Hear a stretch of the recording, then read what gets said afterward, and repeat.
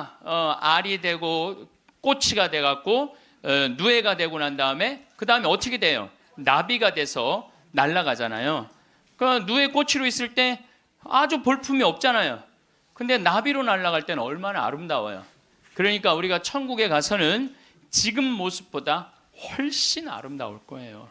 그랬더니 어떤 분이 매일 뉴스에서 충격적인 소식을 접합니다. 오늘이 2월 17일인데 이틀 전인가 전 정보사령관이었던 노상원 씨 수첩에 500명 수거 명단이 또 발견되었습니다. 그 중에 정치인들, 언론인들, 판사들, 심지어는 전국 구현, 정의구현 사재단 그 명단도 들어 있습니다. 저는 그것보다도 더 가슴 아팠던 거는 전 국민 출국 금지라는 이 문서, 이거는 제가 보기에는 미치지 않고는 이거는 온 나라를 북한처럼 닫겠다는 거예요. 온 나라를. 아니 지금 북한 아무도 바깥에 못 나가잖아요. 근데 온 국민을 출국 금지시킨다? 이런 계획을 지금 윤석열 정권 중요한 자리에 있는 사람이 노트에 써 있다라는 게 이거 여러분들 결코 무시해서는 안 될 일입니다. 제가 윤석열 씨의 비상계엄령을 몸서리치게 싫어하는 이유가 바로 여기 있습니다. 국민의 자유와 생각을 통제하려는 통치 행위는 도저히 받아들일 수 없는 폭력입니다. 앞으로도 우리 같은 평범한 국민은 상상도 할 수 없는 계획들이 밝혀질 텐데 그때마다 조곤조곤 짚고 설명을 하도록 하겠습니다. 성추행 문제로 불명예 제대를 하고 난 뒤 점집을 들랑거리며 10년 동안 역술 공부를 하더니 점집까지 운영하기까지 한 정보사령관을 다시 국가 방위를 책임지는 중책을 맡기는 윤석열 정부를 도저히 이해하기 힘듭니다. 윤석열 정권에서 중책 맡은 사람들 면면을 살펴보면 최고의 인재보다는 이류로 밀려난 사람이 많거나 수직 진급한 사람들이 많습니다. 이 단계를 밟지 않는다는 거죠. 제대로 정신 박힌 인재들을 활용하는 방안을 몰랐던 것입니다. 인사가 만사라는 말이 있듯이 어떤 인재를 대통령 옆에 두느냐에 따라 나라 운명이 결정나는 것입니다. 이건 나라뿐만 아니에요. 회사도 마찬가지고 어떤 공동체든 똑똑하고 능력 있고 정말로 진솔한 사람, 진리에 눈이 뜨인 사람, 이런 사람을 옆에 두어야 합니다. 6.25 남북전쟁 이후 20년간 대한민국은 전쟁 후유증과 이승만 독재와 부패, 3.15 부정선거, 4.19 우리 학생혁명, 5.16 군사혁명, 쿠데타로 총체적 국가 갈등 속에서 1950년 6.25 남북전쟁 이후 거의 한 15년 이후에 허송세월을 보냈습니다. 박정희 군사 정권이 들어선 후 1970년대부터 잘 살아보세라는 구호 속에서 새마을운동과 중화공업 육성 정책으로 1990년대까지 한각의 기적이라 불릴 정도로 전 세계가 놀랄 정도로 비약적 경제 발전을 이루었습니다. 지금 제가 아프리카 12년째 다니고 있는데 아프리카에 바람이 불어요. 어떤 바람이 부느냐면은 새마을운동 바람이 불어요. 아프리카도 이제 우리 대한민국 닮아서 잘 살아보고 싶어하는 운동을 전개하고 있습니다. 거기에 우리나라가 상당히 많은 모델이 되고 있어요. 1990년대에 들어서서 노태우, 김영삼 정부는 세계 정세와 경제 흐름을 파악하지 못하고 미래를 내다보지 못하고 안주하는 바람에 1997년 대한민국 부도 IMF 시대를 맞이했습니다. 저도 그때 한 3,500명 본당 신부를 했을 때인데 정말 교우들 참혹했어요. 정말 하루하루가 지옥 같은 날들을 보냈습니다.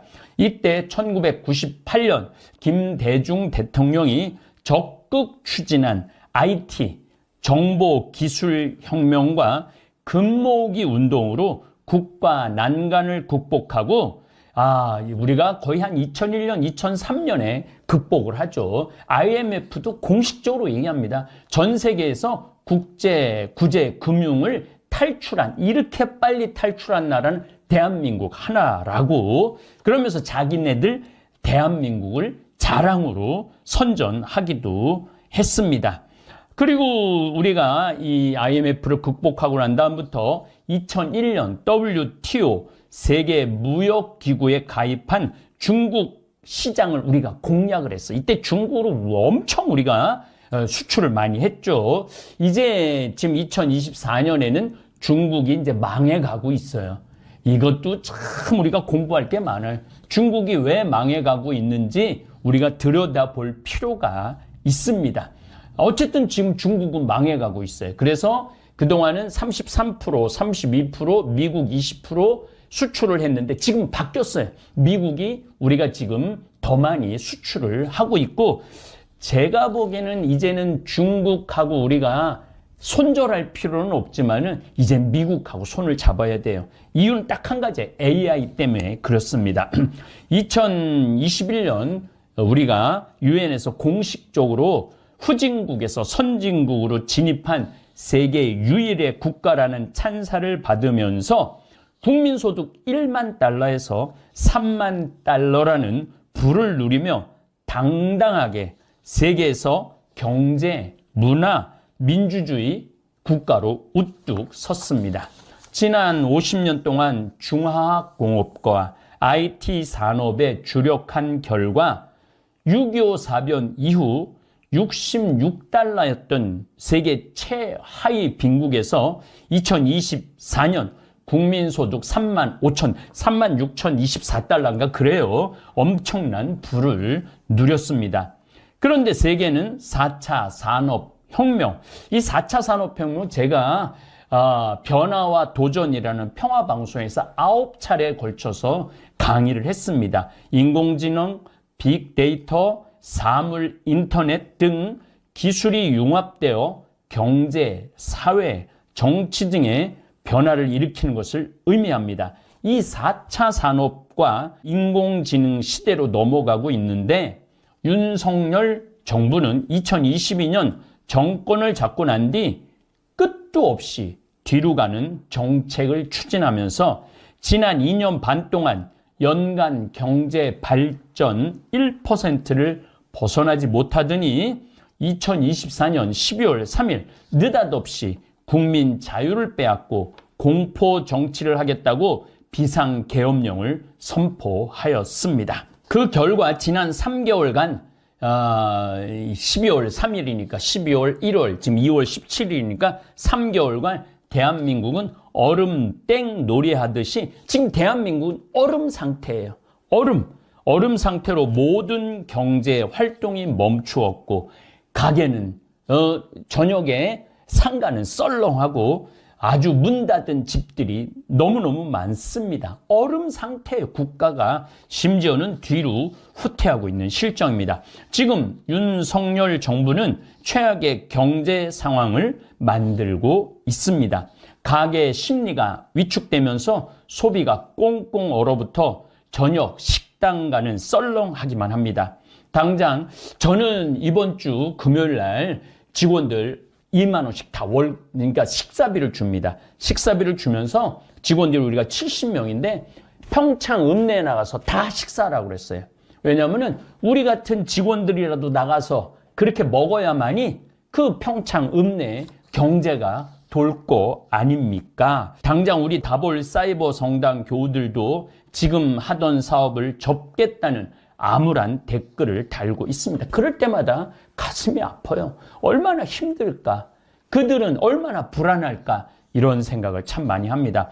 비상계엄령이라는 충격파 때문에 각종 송년회와 모임이 취소되고 국민들은 매일 뉴스만 응시하면서 잠도 못 자는 내람병에 시달리며 정말 고통의 나날을 지금 보내고 있어요. 그런데도 헌법재판소에서 뻔뻔하게 거짓말하는 윤석열 씨를 보면 화가 나요. 저 사람한테 이 나라를 맡겼다라는 거, 자기 부인 김건희 씨가 구약성서를 달달달달 외우는 사람이라고 그렇게 말하는 모습을 볼 때 막 화가 나요. 전공이 뭐예요? 박사학위 전공이 그 모습에서 운세, 그 어떤 궁합, 이게 박사학위 논문을 쓴 사람이에요. 어떻게 구약성서를 달달 외운다라는 이런 표현. 그러니까 정말 부끄러운지 모르는 거죠. 2024년 연말과 2025년 연초에 소비가 꽁꽁 얼어붙어 소매 판매가 감소되어서 경기 부진이 장기화되고 있습니다. 2024년 12월 소매 판매 3.3% 마이너스입니다. 승용차 11.5% 마이너스입니다. 가전제품 7.5%. 저는 이 차도 대한민국 차를 너무너무 좋아합니다. 제가 미국 샌버나디노 피정집에 차를 사는데 차를 2대를 샀어요. 다 GV80, GV70을 샀어요. 물론 좋은 차죠. 좋은 차인데 저는 안전해야 돼요. 안전해야 되기 때문에 2대를 샀는데 미국에서 미국 차 살 수 있죠. 하지만은 저는 국뽕입니다. 대한민국을 너무너무 사랑하는 사람이에요. 그리고 정말 우리 대한민국 차 잘 만듭니다. 가전제품 7.5% 마이너스, 의복 1.3% 마이너스, 차량 연료 0.5% 마이너스 안 다닌다는 얘기예요. 모든 경제가 아래로 치닫고 절벽으로 치닫고 있습니다. 숙박, 음식점업 2.8% 마이너스, 예술, 스포츠, 여가 관련 서비스업 마이너스 8.7%입니다. 이게 나라 자체가 돌아가지를 않는 거예요. 건축 부문은 주거용과 비주거용 모두 감소입니다. 토목 부분 0.4% 마이너스에서 11.4% 마이너스로 더 줄어들었습니다. 이런 경제 추세가 지속하면 2025년뿐만 아니라 일본처럼 잃어버린 10년이 올 수도 있습니다. 지난 50년간 중화공업 1970년, 80년 요때 이 중화공업이 대한민국을 살렸어요. IT 산업 2000년부터 2020년까지 IT 산업으로 대한민국이 먹고 이제까지 잘 살아왔고 선진국으로 올라섰다면 미래의 먹거리는 분명 IT입니다. 저는 처음부터 윤석열 씨가 마음에 안 들었어요. 그래서 윤석열 씨가 이 대통령을 취임하면서부터 뉴스 자체를 시청하지 않았어요. 내 입에 자꾸 욕을 올리기 싫어서. 그런데 이번 비상계엄 사태가 불거지면서 지난 2년 반 동안 윤석열 정부 정책을 꼼꼼히 살펴봤어요. 요즘 인터넷으로 2년 반 전부터 아주 어마어마하게 자료가 있습니다. 하루에 8시간씩 그동안 자료를 뒤졌습니다. 그리고 뉴스를 되짚어 보니 한심하게 이를 데 없이 나라를 엉망진창으로 만들어 놓았습니다. 경제도 엉망, 인사정책도 엉망, 윤석열 정부의 4대 개혁, 의료, 연금, 노동, 교육 정책을 살펴보니 뭐 하나 제대로 시행되거나 자리 잡은 정책이 없습니다. 오히려 혼란만 일으켜 놨습니다. 특별히 의료 개혁은 개혁이 아니라 개악을 만들어 놓고 의사들이 파업하고 의료계를 떠났다고 계엄사령부가 발동한 포고령에 담긴 내용을 보면 전공의 미복귀 시 처단하겠다는 협박을 합니다. 저는 윤석열 씨의 이 정신 상태가 의심스러워요. 왜냐하면 의사라는 이 직분은요, 이 사회를 유지하는데 없어서는 안 되는 핵심 인력입니다. 세계에서 성직자와 의사는 꼭 있어야 된다고 그러죠. 선생하고 이 세 종류의 직분은 꼭 있어야 된다고 그래요. 그런데 그 꼭 있어야 되는 의사 선생님들을 잡아다 처단하겠다? 존중하는 그 자체가 없죠. 또 이번에 노상원 씨 500명 명단에 정의구현 사제단, 이게 사제들을 알기를 정말로 영적 인도자로 아는 것이 아니고 이게 아주 좌파 빨갱이로 몰아세서 처단해야 되는 아예 무슨 뭐 어디 바다에 갖다 놓고 죽인다 뭐 이런 글들이 있는 걸 보면은 이 정부를 지지하는 분들 이런 면도 좀 지켜봐야 될 것 같아요. 이 처단이라는 단어를 공공연하게 아주 죄의식도 없이 국민을 상대로 표현한다는 것 자체가 윤석열 씨의 수준을 알아볼 수 있습니다. 이 4대 개혁에 대해서는 따로 한 꼭지로 할애하여 강의를 하도록 하겠습니다. 지난 2년 반 동안 윤석열 정부가 정권을 잡고 난 다음에 미래 먹거리인 AI, 인공지능 산업에 대한 언급은 제가 찾아봤어요. 거의 찾아볼 수가 없었고 대통령과 그 부인의 스캔들로 나라가 떠들썩했습니다. 도이치 모터스 주가 조작, 허위 이력 및 논문 표절, 석사, 박사 다 마찬가지입니다. 서울 양평고속도로 종점 변경안 특혜 의혹, 무속, 사이비 논란과 명품 가방 수수 등 끝없는 논란의 주인공으로 퍼스트 레이디 역할보다는 스캔들의 주인공으로 나라를 어지럽히고 있습니다. 지금도 알게 모르게 김건희 씨가 국정 정책에 전반적으로 관여한 모습이 드러나고 있습니다.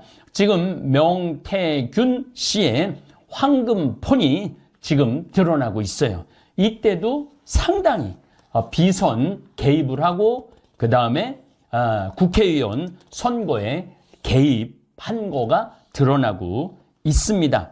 지금 대한민국은 3년 연속 1%대 경쟁 성장률로 서민들과 취약 계층이 어려울 것이고 그렇게 잘 나가고 있던 K-팝, K-푸드, K-드라마, K-컬처로 온 세계로 뻗어나가던 대한민국이 까딱하면 필리핀이나 아르헨티나 꼴이 날지도 모릅니다. 100년 전 세계 5대 강국이었고 지하철을 건설했던 아르헨티나는 1930년 이후 다른 선진국과 경쟁에서 뒤처지고 정치적 혼란으로 중진국으로 전락을 했습니다. 아르헨티나는 저도 2번이나 가봤지만은 워낙 자연 조건이 좋습니다. 아르헨티나 국민들 숫자보다는 소 숫자가 더 많습니다. 밀 농사 끝도 없이 평원이 넓습니다. 그런데 지난 1960년부터 지금까지 8차례 국가 부도가 났고 2020년 들어서 통산 9번째 디폴트. 우리 망했다. 아무것도 못 갚겠다. 그걸 디폴트라고 그러는데 이걸 선언을 했습니다. 2024년 작년도 아르헨티나는 마이너스 성장을 기록했습니다. 아르헨티나의 금리는 연 110%와 60%를 왔다 갔다 했던 적이 너무나 많습니다. 나라 경제가 엉망이죠. 지난 70년 동안 널뛰기 경제로 IMF에 22차례에 걸쳐서 돈을 꿨어요. 구제 금융을 신청을 합니다. 윤석열 정권이 들어선 후 2년 동안 90조 원의 세금이 덜 거쳤듯이 아르헨티나 역시 만성적인 재정 적자로 국가 부도를 9차례나 맞았습니다. 1910년까지만 해도 아르헨티나는 프랑스나 이탈리아보다 잘 살았습니다. 믿어지지 않죠? 지금 우리나라가 스페인이나 이탈리아보다 잘 사는 모습과 똑같이 부유한 나라였습니다. 자, 여러분들 제가 스페인, 이탈리아보다 잘 산다라는 표현을 썼는데 실질적으로 잘 삽니다. 지금 우리나라 이런 시스템, 그 다음에 아파트, 도로, 신도시, 건설, 이탈리아나 스페인에 가보면은요, 정말 아주 열악한 게 한두 가지가 아닙니다.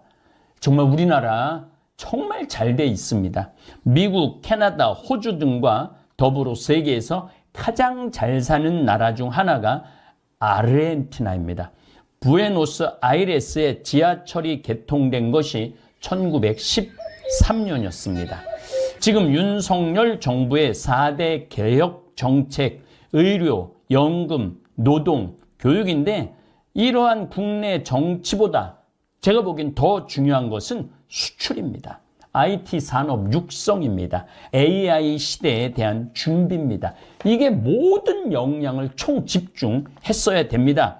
아르헨티나 역시 1930년대부터 수출을 해야 하는 나라인데 내수로 경제 방향을 바꿉니다. 내수로. 수출을 아주 그러니까 95%의 수출을 하지 않아요. 예, 그리고 내수로 95%를 집중을 합니다.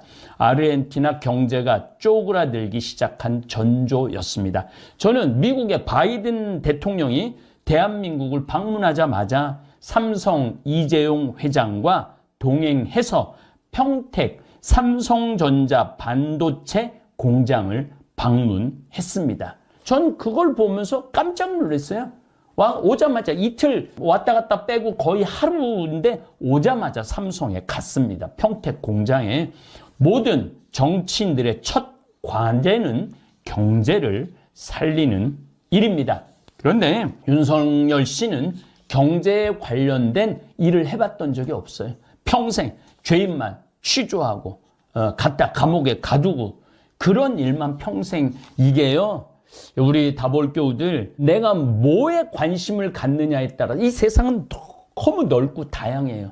그렇기 때문에 내가 요 좁고 한 길만 걸어오고 다양한 걸 모르면은 실수할 수, 오류를 범할 수 있습니다. 인공지능 AI 반도체 기업 엔비디아, 요 굉장히 중요합니다. 엔비디아가 2024년 6월 작년이죠. 미국 뉴욕 증시에서 시가총액이 3조 3,350억 달러. 우리나라 돈으로 4,620조 원입니다.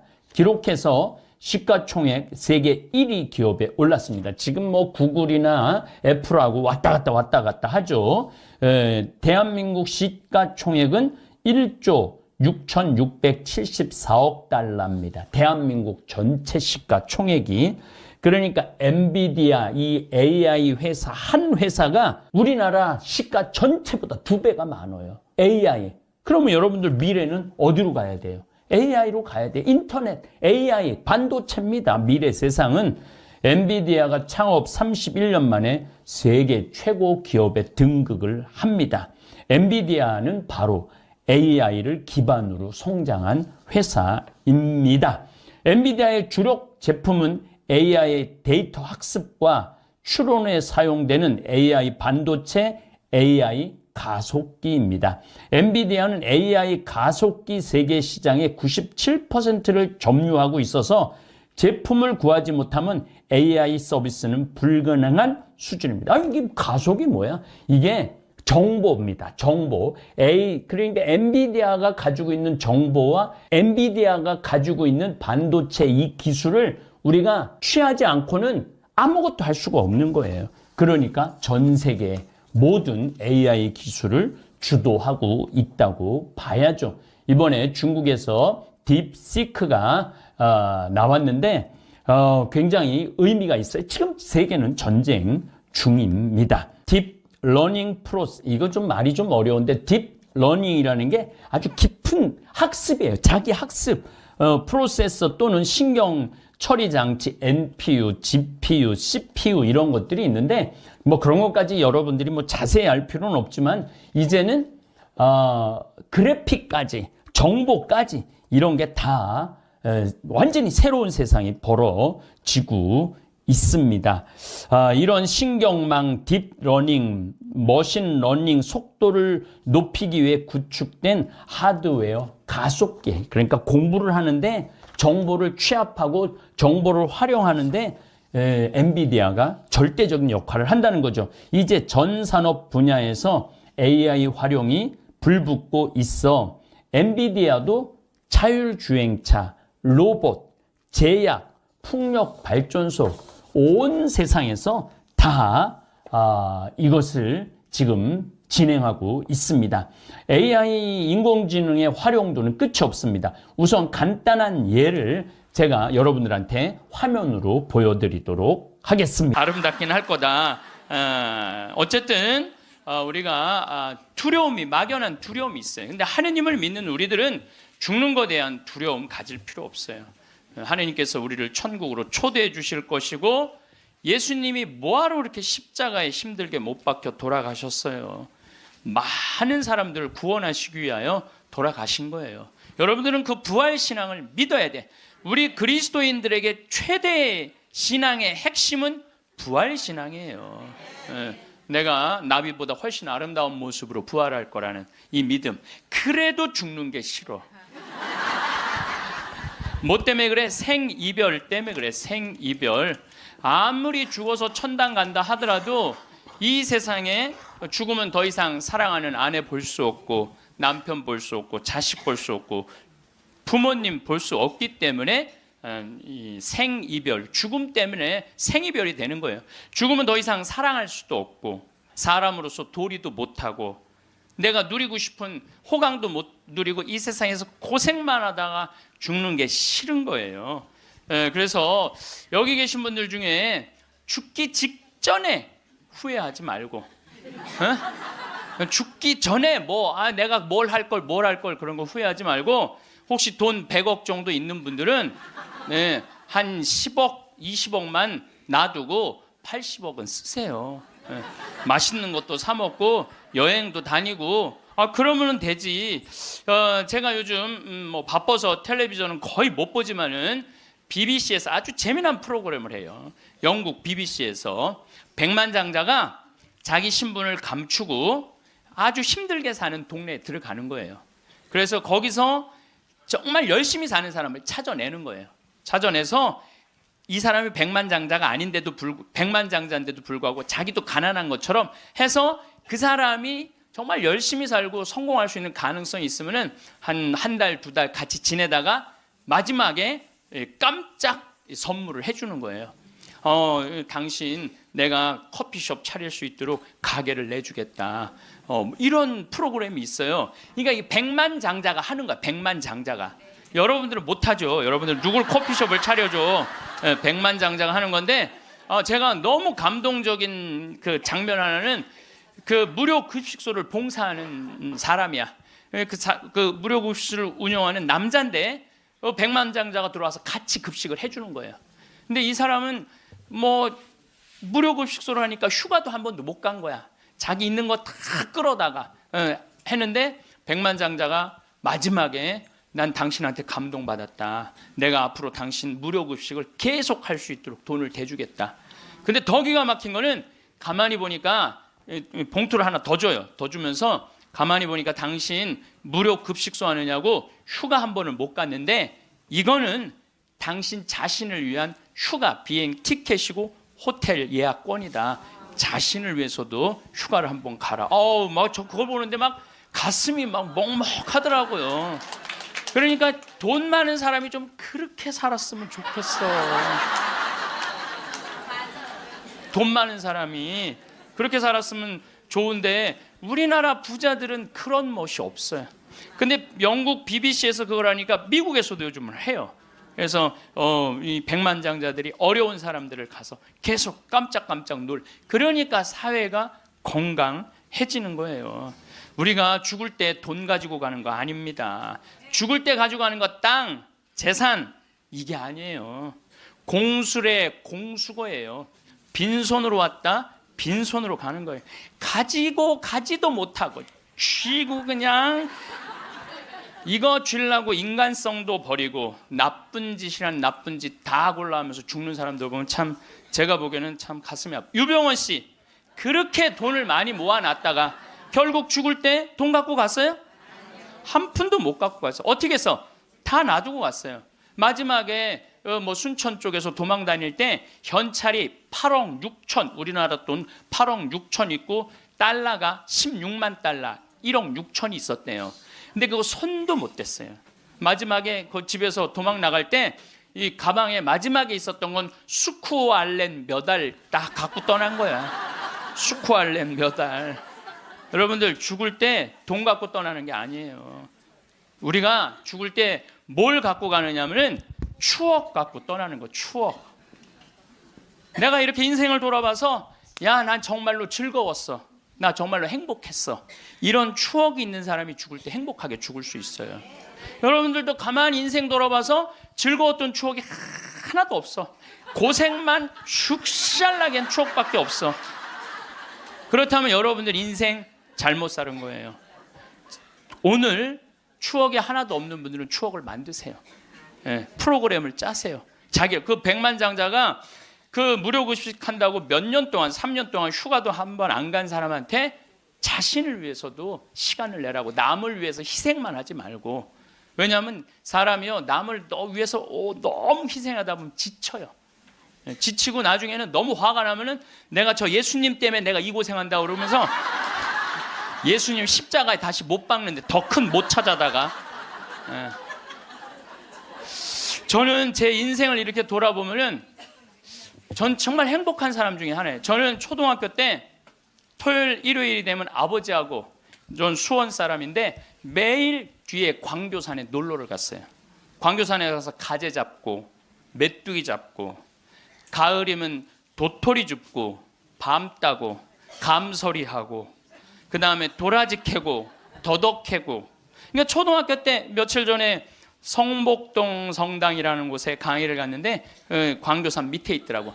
그 다 생각이 나요. 상강교, 하강교, 뭐 미군 레이더 기지, 뭐 주한말 농장, 뭐 쫙 지금도 40년 전 일인데 머릿속에 아직도 그 즐거웠던 추억이 그대로 남아 있어요. 나 초등학교 때 공부했던 기억은 거의 없어요. 매일 놀러 다녔던 기억. 그 생각하면 참 행복해요. 그리고 광교산만 가면은 아, 내가 여기서 초등학교 때 여기서 즐겁게 놀았지. 중고등학교 때 또 성당 참, 학교는 일요일은 안 갔는데 성당은 월요일부터 일요일까지 갔어요. 월요일부터 일요일까지.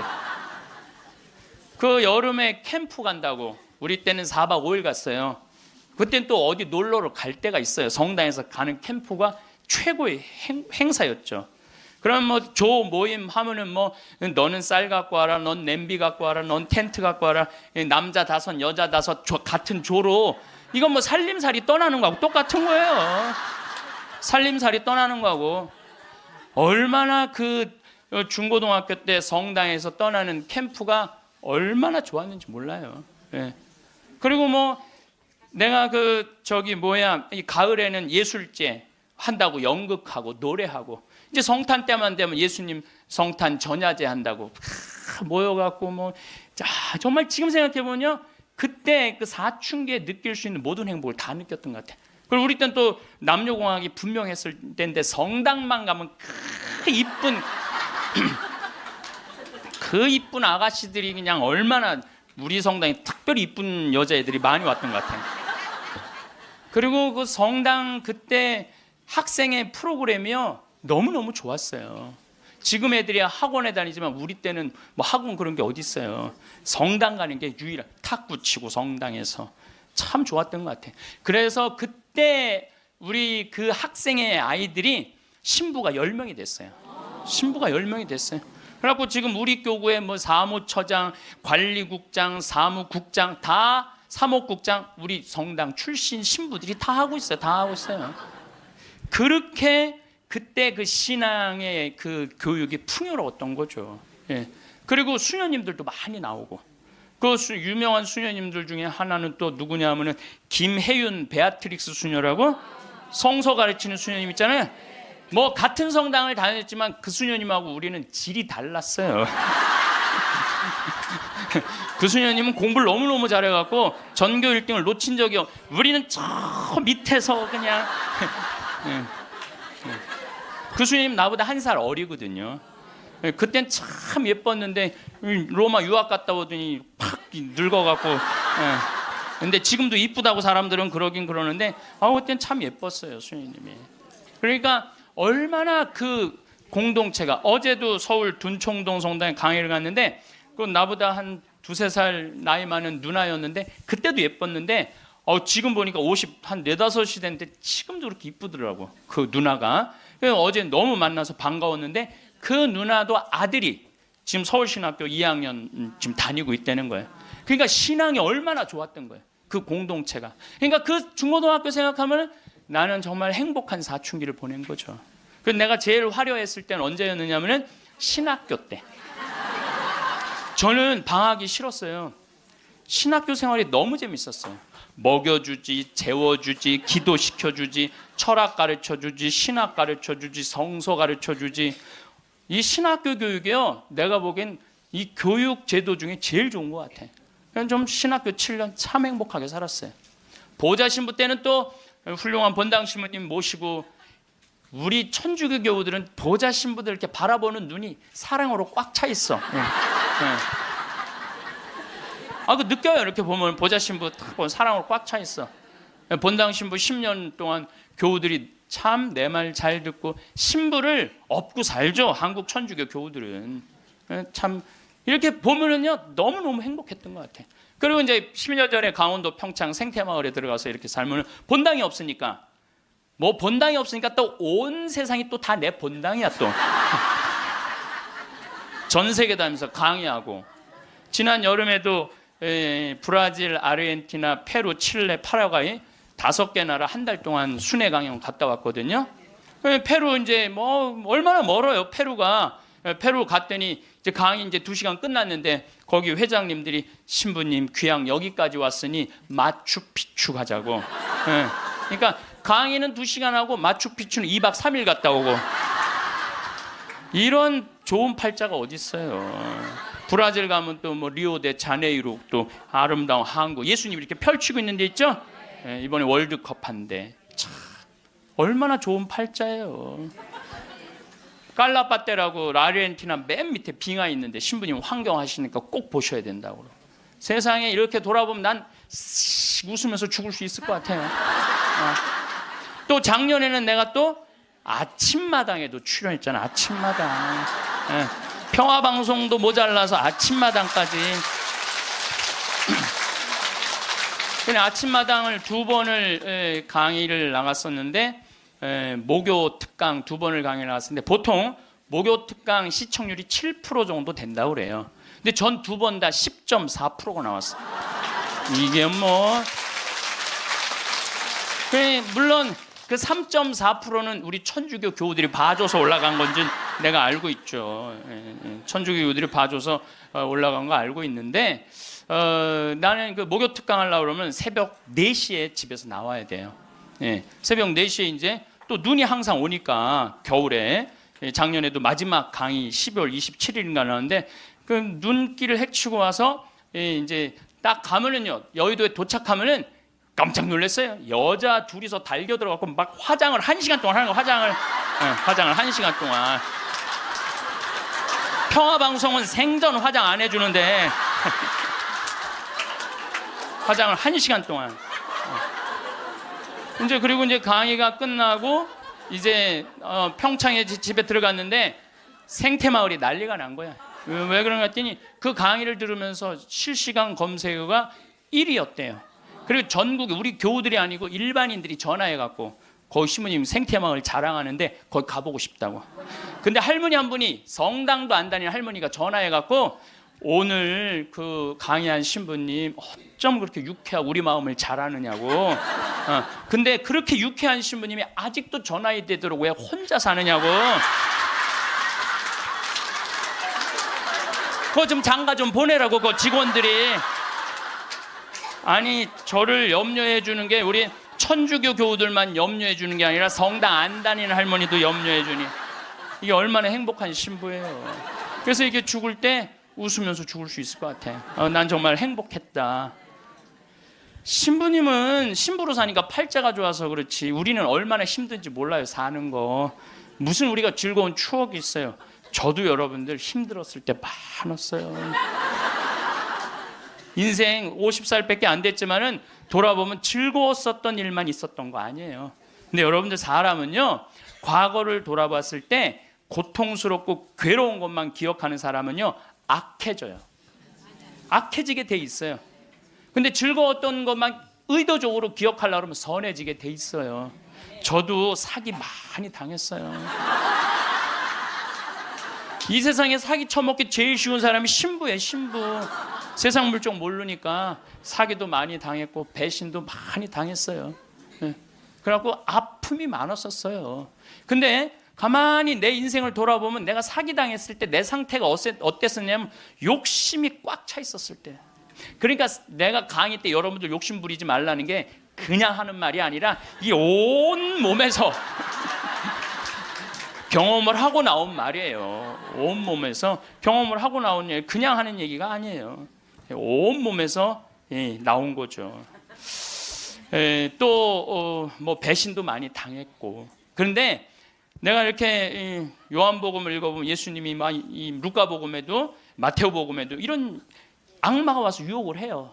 돌도로 빵대라고 그러고 산에서 뛰어내리라고 그러고 성당에서 교회 종탑에서 뛰어내리라고 그러고 그랬을 때 예수님이 한마디 한마디가 그게 다 내 인생에 나도 저런 유혹이 있는데 예수님은 안 빠졌는데 난 다 빠졌던 거야. 나는 다 빠졌던 거야. 그러면서 제가 깨달은 게 있어요. 아, 욕심 부리지 말아야 되겠구나. 그리고 하느님을 더 사랑해야지 사람을 더 사랑하면은 꼭 고통이 오는구나. 그리고 이제 좋았던 것만 기억을 하는 거야. 나빴던 기억을 자꾸 하면요 인생이 우울해요. 습관이에요, 습관. 여러분들 그 불행한 사람들 며칠 전에 그 신문에 아주 재미난 게 나왔어. 불행한 사람 10가지 특징이 나왔어. 자신과 남의 단점만 본다. 불행한 사람들은요 자신과 남의 단점만 본대요. 그 다음에 두 번째, 변화시킬 수 없는 것에 대한 걱정을 한다. 그러니까 과거를 집착하는 거야. 과거에 내가 왜 그랬을까? 안 바뀌어요, 과거는. 그 다음에 쉽게 포기한다. 뭘 하다가 그냥 금방 포기하는 사람, 이 사람 불행해진다는 거죠. 운동을 하지 않는다. 운동하는 사람이 행복해요. 그래서 여러분들 꼭 운동하셔야 돼요. 뭐 이건 이번 다음 달 강의에 꼭 하겠지만은, 그 다음에 성취 불가능한 목표를 세운다. 성취 불가능한 목표를 세운다. 건강에 좋지 않은 음식만 골라 먹는다. 그러니까 우리가 행복하려면 건강에 좋은 음식을 먹어야 돼. 우리 청국장 가루 같은 거, 이런 거. 얼마나 좋아요, 이 청국장 가루 같은 거. 나도 오늘 아침에 좀 일찍 나오는 바람에 청국장 가루를, 저는 그냥 제가 일어나자마자 제가 타 먹어요, 맹물에. 그걸 먹으면요 기분이 참 좋아요. 그리고 이제 요즘은 이제 시래기, 무청 있죠? 우리 생태마을에 그냥 온 생태마을에 무청이 널려 있어요 지금. 그걸 보고 있으면 기분이 좋아요. 그 시래기 탁 삶아갖고 무쳐갖고 밥을 비벼 먹으면, 우리 생청국장에다 밥을 비벼 먹으면 너무 맛있어. 잠을 충분히 자지 않는다. 불행한 사람들. 인터넷에 갇혀 산다. 남에 대해 험담, 부정적인 말만 한다. 불행한 사람들은 이런 다 기미가 있어요. 그 다음에 마지막에 용서하기를 거부한다. 난 절대 용서할 수 없어. 이 사람들이 다 불행하다는 거예요. 그래서 여러분들 이렇게 인생을 돌아보면서 억울하고 분한 것만 새기지 마라. 특별히 우리 할머니들, 내가 대동아 전쟁에 시집으로 와서 6.25 전쟁 때 1.4.5태 때 고생한 얘기, 그거요 청승이에요, 청승. 행복했던 기억만 하시면 좋아요. 그 다음에 죽을 때 뭐 갖고 가냐면 선행 갖고 가는 거. 선행. 죽을 때 선행 갖고 가는 거. 여러분들 죽을 때 땅 갖고 가는 거 아니라니까요. 집 갖고 가는 게 아니라니까요. 재물 갖고 가는 게 아니에요. 이거는 갖고 갈 수 없는 거야. 갖고 갈 수 없는 거야. 오늘도 전심 먹으면서 잠깐 대화를 했는데, 사람들을 보면요 1000개를 가지고 있으면서 1개밖에 못 누리고 사는 사람이 있어요. 근데 100개를 가지고 99개를 누리고 사는 사람이 있어요. 그럼 여러분들 1000개 가진 사람은 이게 뭐 1000개 가지나 많아요. 이 사람이 죽을 때 그랬는데 돈이 너무 많은 사람은 그걸 못 쓰고 죽어서 못 죽는데요. 돈이 너무 많은 사람들은. 그러니까 쓸 수 있을 때 열심히 쓰라는 거예요. 두 번째로는 선행이야. 마태복음 25장에 예수님이 이런 얘기를 합니다. 오른쪽에는 양, 왼쪽에는 염소를 갈라놓고 이런 얘기를 해요. 내 오른쪽에 있는 사람들한테 내 아버지의 복을 받은 이들아, 와서 세상 창조 때부터 너희를 위하여 준비한 나라를 차지하여라. 너희는 내가 굶주렸을 때 먹을 것을 주었고 내가 목말랐을 때 마실 것을 주었으며 감옥에 갇혔을 때 찾아주었다. 그럼 의인들이 이렇게 말할 것이다. 주님, 저희가 언제 주님께서 굶주리신 것을 보고 먹을 것을 드렸고 목마르신 것을 보고 마실 것을 드렸습니까? 언제 주님께서 나그네 되신 것을 보고 따뜻히 맞아 드렸고 헐 벗으신 것을 보고 입을 것을 드렸습니까? 언제 주님께서 병드시거나 감옥에 계신 것을 보고 찾아가 배웠습니까? 그럼 임금이 대답할 것이다. 내가 진실로 너희에게 말한다.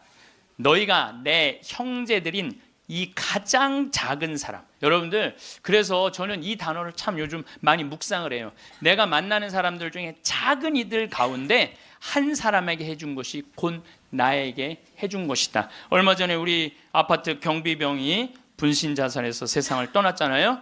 가장 작은 이한테 해준 게 누구한테 해준 거야? 예수님. 이 지금 대한민국 사람들이 이 말씀을 새겨야 돼요. 돈 좀 벌었다고 작은 이들을 무시하는 이런 사회, 이 왼편 염소 쪽으로 가는 거예요. 여러분들 오른편 양쪽으로 가려면 어떻게 해야 돼? 작은 이들 중에 목마르고 헐벗고 배고프고 감옥에 갇히고 나그네 된 사람한테 따뜻하게 대해야 되는 거예요. 록펠러라고 있어요. 미국 부자. 이 사람 죽었는데 얼마나 부자냐면 1850년도에 태어난 사람인데 55살에 전 세계의 90%를 줘요. 세계에서 최고로 부자였어요. 55살에 이 사람이 불치병을 딱 판정을 받아요. 1년밖에 못 산다고. 1년밖에 못 사니 전 세계 최고의 부자인데 55세 1년밖에 못 사니 얼마나 기가 막혀요. 병원에서 탁 나오는데 이렇게 보니까 병원 정가운데 뭐라고 써 있느냐면은 받는 자보다 주는 자가 행복하다. 그거를 봐요. 그거를 보고 막 가슴에 전율을 느껴요. 어떤 전율을 느끼냐면 자기는 돈이 그렇게 많은데도 준 적이 없는 거야. 막 회사 병합하고 뺏고 막 이랬거든요. 아주 냉혈한이었어요. 예. 완전히. 그래갖고 가만히 나는 그 많은 돈 중에 준 적이 없네. 준 적이 없네. 여러분들 마음 가끔 이렇게 말하는 분들이 있어. 누가 나 좀 돈 좀 안 주나? 이 사람 불행한 거예요. 이 사람 무조건 불행한 거예요. 내가 누구 돈 좀 줘야지 이 사람이 행복한 거예요. 항상 얻어먹을 자세가 돼 있는 사람은 불행한 거예요. 주려고 그래야 돼. 주려고. 그래서 저는 본당 신부하면서도 교우들하고 밥을 먹어도 정말 내가 냈지 교우들이 돈 못 내게 했어요. 왜냐하면 가만히 보면 교우들 먹고 살기 바쁜데 자식도 공부시키고 월세 세금 내기 바빠 죽겠는데 신부한테까지 돈을 뺏기면서 밥을 사주는 거예요. 이게 그래서 나는 내가 다 정말 많이 냈어요. 그 처음에 신부님한테 밥 얻어 먹은 적이 평생에 처음이라는 교우들을 참 많이 봤어요. 신부님 무슨 돈이? 나 돈 많아. 나는 강사료도 많고 인세가 또 많이 들어오잖아요. 나는 인세도 많이 들어오고 그래서 난 많으니까 걱정하지 마라. 그래갖고 난 다 사줬어요. 그래도 난 내 주머니에 한 번도 돈이 떨어져 본 적이 없어요. 이게 언제 들어오냐면 내 영명 축일 때 다 들어온다니까요. 내 영명 축일 때. 그리고 예수님이 뭐라고 그러냐면 5,000명 빵 먹일 때 너희들이 줘라. 그러니까 제자들이 이제 이 많은 사람들 어떻게 우리가 주냐 그러니까 예수님이 이런 말을 해요. 너희가 거저 받았으니 거저 주어라. 참 이 말이 전 좋아요. 우리가 나누지 못하기 때문에 인생이 괴로운 거죠. 그래갖고 록펠러가 나는 이렇게 많이 줄 수 있는데 내가 하나도 못 주고 죽는구나. 근데 마침 그 병원에서 호텔 로비에서 딸아이 입원비가 없어갖고 막 병원 사람들한테 제발 내 딸 좀 입원 시켜달라고 막 울며 불며 매달리는 엄마를 봐요. 록펠러가 그걸 보고 비서를 시켜서 병원비를 대주라고. 병원비를 대줬는데 그 소녀가 기적같이 나요. 록펠러가 너무너무 행복한 거야. 야, 나도 이렇게 나누니까 이렇게 좋으네. 내가 남은 1년 동안 나눠야 되겠다. 그래서 막 시카고 대학도 세우고 병원 한 2,000개 세우고 도서관도 세우고 고아원도 세우고 그 남은 시간 동안 돈이 많으니까 엄청나게 나누기 시작을 했어요. 근데 그렇게 나누다 보니까 록펠러가 이 55세 죽는 데는 록펠러가 98까지 나누다 죽었어요. 98까지 나누다 죽었어요.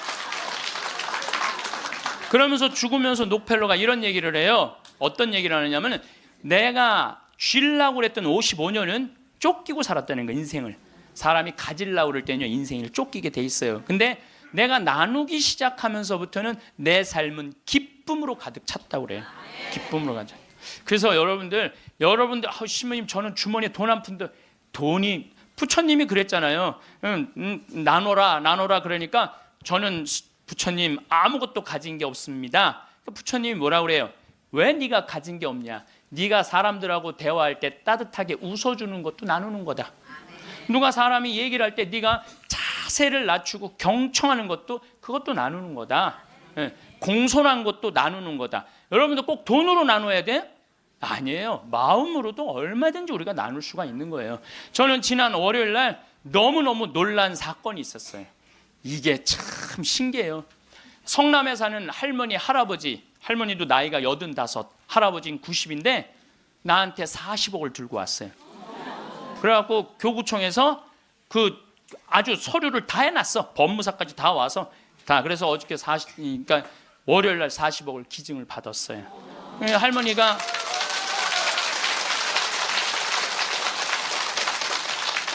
그러니까 되는 놈은 되는 거야.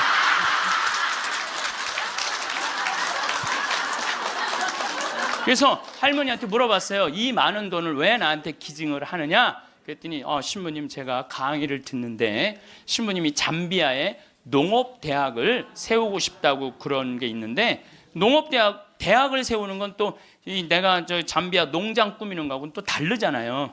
근데 저 신부님이 지금 저렇게 열정적으로 일을 하는데 나는 이제 떠날 날이 얼마 남지 않았는데, 근데 그래서 이제 신부님한테 기증을 하기로 했다고. 근데 할아버지가 더 멋있는 거야. 무엇이냐? 나한테 기증서 마지막 서류 등기 다 해갖고 왔어. 그래갖고 근데 지문이 안 나오는 거야. 나이가 많으시니까. 난 또 월요일날 처음 알았어요. 여러분들 좀 기증하려면 조금 젊었을 때 지문 나올 때 하세요. 지문 나올 때. 지문이 안 나오는데 한 10번을 하는데 10번 다 기쁘게 하시더라고요. 근데 할아버지가 이런 말씀을 하세요. 이제야 좀 마음이 홀가분하다고. 그러면서 할아버지가 이런 말씀을 하세요. 그 아프리카에 그 굶는 사람들을 보면 너무 가슴이 아픈데 그냥 빵을 주는 건 큰 의미가 없다는 거예요. 그 빵을 만들 수 있는 사람을 키워내는 일이 더 중요하다는 거예요. 그래서 이제 그걸 이제 받아서 이제 제가 이제 또 숙제가 하나 생겼죠. 근데 신부님 왜 그렇게 좋아하세요? 신부님 주머니에 한 푼도 안 들어가는데. 왜냐하면은 우리 천주교가 그런 건 참 좋아요. 누가 기증을 받아도 내 이름으로 받을 수가 없어. 신부 이름으로. 그러니까 교구청 법인으로 받는 거야. 그러니까 내가 어떻게 해먹으려고 그래도 해먹을 수가 없어.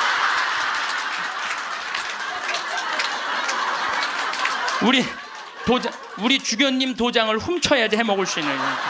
주교님 도장을 훔쳐야지. 근데 그 할아버지가 더 기가 막힌 말씀을 하셨어요. 어떤 말씀을 하셨느냐면은 신부님 아들한테 물어봤대요. 내가 이거를 40억을 신부님한테 기증하기로 했다. 그랬더니 아들이 아버지 기증하세요. 나 넓은 집이 있고 직장이 있는데 그거 돈 많으면 머리 아파요.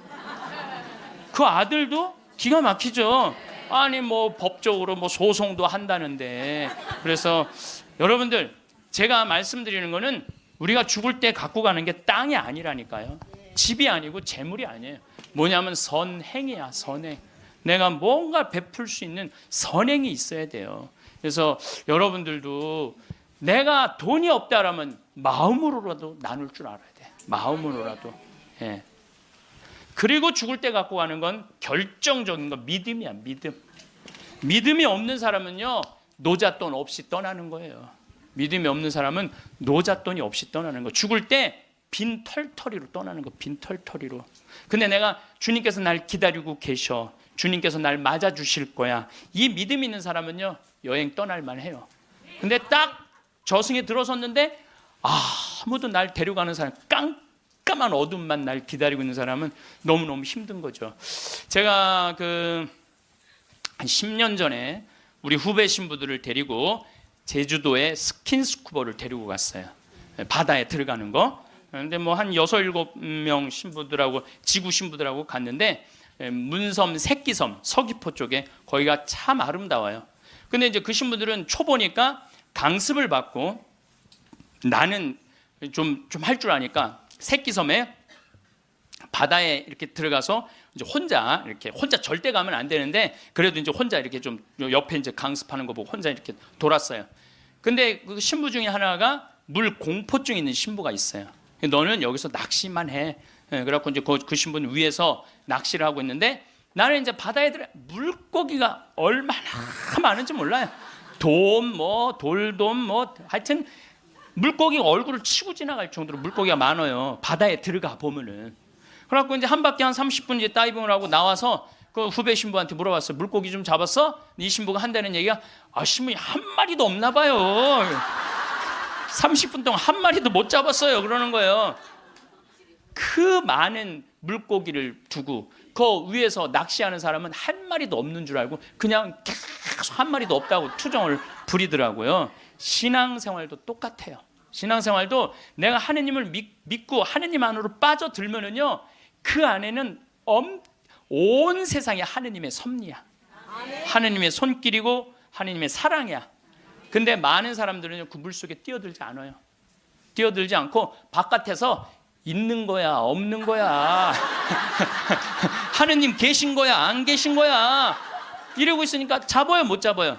못 잡아요. 여러분도 오늘도 야 명동에 오늘 그 신부님 강의 간대자 가자. 데리고 올라오는 아유 뭘 가, 니네나 가. 난 나중에 기회 되면 갈게. 그 사람은요 못 잡는 거예요. 물고기를 못 잡는 거예요. 얼마나 하느님 안에 들어가면은 신앙의 보물이 얼마나 많은데. 또 우리 보자 신부님이 그런 얘기를 해요. 보자 신부님이 자기 낚시를 참 좋아해요. 우리 보자 신부님이. 근데 신부님 강론 때 그러더라고요. 보면은 아무리 물고기가 안 나와도 한 자리에서 4시간, 5시간 앉아있으면 결국은 나올 때 되면 밑밥을 뿌리면은 나올 때 되면 엄청나게 나온다는 거예요. 우리 보자 신부님이 우리 조카 며느리 아이가 아기를 가져갖고 잉어를 좀 해달라는 거예요. 가면 막 이렇게 잡아오는 거예요. 어떻게 이렇게 재주가 좋으냐 그러니까 신부님이 한 자리에 계속 있으면 잡는다는 거예요. 한 자리에 계속 있으면은. 근데 자기가 낚시터에 가보면 한 마리도 못 잡아가는 사람이 있대. 어떤 사람이냐면 1시간씩 옮기는 사람. 이 사람은 하나도 못 잡고 가는 거야. 하나도 못 잡고. 그래서 신앙도 꾸준한 사람이, 변함이 없는 사람이 엄청난 보화를 끌어올릴 수 있는 거예요. 그래서 우리 죽을 때는 추억, 선행, 믿음 갖고 가는 거예요. 집 갖고 가는 게 아니라니까요. 어쨌든 내가 지난 2월 달에 이제 성주순례 이제 가서 이제 갈릴레아 호수를 도는데 그 갈릴레아에서 3일을 머물었어요. 갈릴레아가 신앙의 유산이 너무 많아요. 5,000명 먹이신 빵의 기적도 갈릴레아 호수에서 했지. 산상 설교도 갈릴레아에서 했지. 풍랑 걸은 데도 갈릴레아지. 제자들하고 예수님하고 만난 데도 갈릴레아지. 얼마나 많아요. 그러니까 거긴 3일을 머물렀죠. 3일을 머무르고 이제 저녁에 이제 모여갖고 80명 순례자들한테 오늘 느낀 신앙의 감동을 나눔 얘기를 하자고 그랬어요. 근데 참 우리 천주교 신자들은 이상하죠. 말 그렇게 잘하다가도 말씀 나누게 하자 그러면 입을 다물어. 말씀 나누게 하자 그러면. 내가 아는 몇몇 연예인도 있으면 연예인들을 만나고 얘기를 하면 신앙이 너무너무 좋아요. 그런데 방송에만 나가면 절대 말 안 해. 신앙에 대해서. 신기해. 개신교 성도들은 간증하라고 그러면 그냥 뛰어나왔고 서로 하려고 그러는데 우리는 그냥 잘 놀다가도 자 지금부터 말씀 나누기 전에 내가 묵상을 했어요. 왜 우리 천주교 교우들이 이렇게 입이 무거운가. 내가 묵상을 했어요. 답을 찾아냈어요. 요셉 성인 닮아서 입이 무거운 거. 요셉 성인 닮아서. 요셉 성인이 참 입이 무거워요. 보면은 아니 장가를 가려고 딱 했는데 마리아가 애를 배 갖고 온 거야. 기가 막히잖아요. 나는 손도 잡은 적이 없는데 그럼 일반 사람이면 뭐라 그럴 거냐. 친구들한테 야 얘기 좀 하자. 야, 난 너무 고민이 있어. 아니 마리아가 결혼도 하기 전에 애를 배웠네. 이거 어떻게 하면 좋지? 분명히 이렇게 얘기했을 거예요. 근데 요셉 성인은 아무한테도 말하지 않고 혼자 파혼하기로 혼자만 마음속으로 생각을 해. 우리 천주교 교우들하고 똑같은 거예요. 12살 때 예수님 3일 동안 잃었다가 3일 만에 찾았어. 그래서 3일 동안 근데 나는 요셉 성인도 참 대단해요. 내 애도 아니고. 그렇잖아요. 내 애도 아니고 마누라도 내 마누라도 아니야. 사실은 그렇잖아요. 그런데 그 아이하고 그 엄마를 12년 동안 책임졌다는 건요, 보통 사람 아니면 못해요. 참 우직한 분이죠. 근데 3일 만에 잃어버렸는데 얼마나 애가 타게 찾았겠어요. 찾고 난 다음에 성모님이, 얘야, 네 아버지와 내가 너를 얼마나 찾았는지 모른다. 나는 이 말도 참 묵상을 많이 하는 말 중에 하나예요.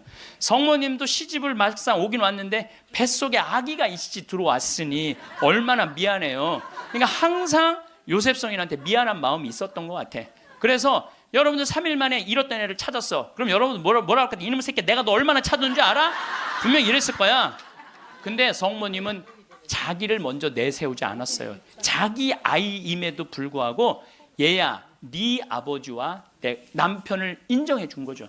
남편을 존중해 준 거죠. 네 아버지와 내가 너를 얼마나 찾았는지 모른다.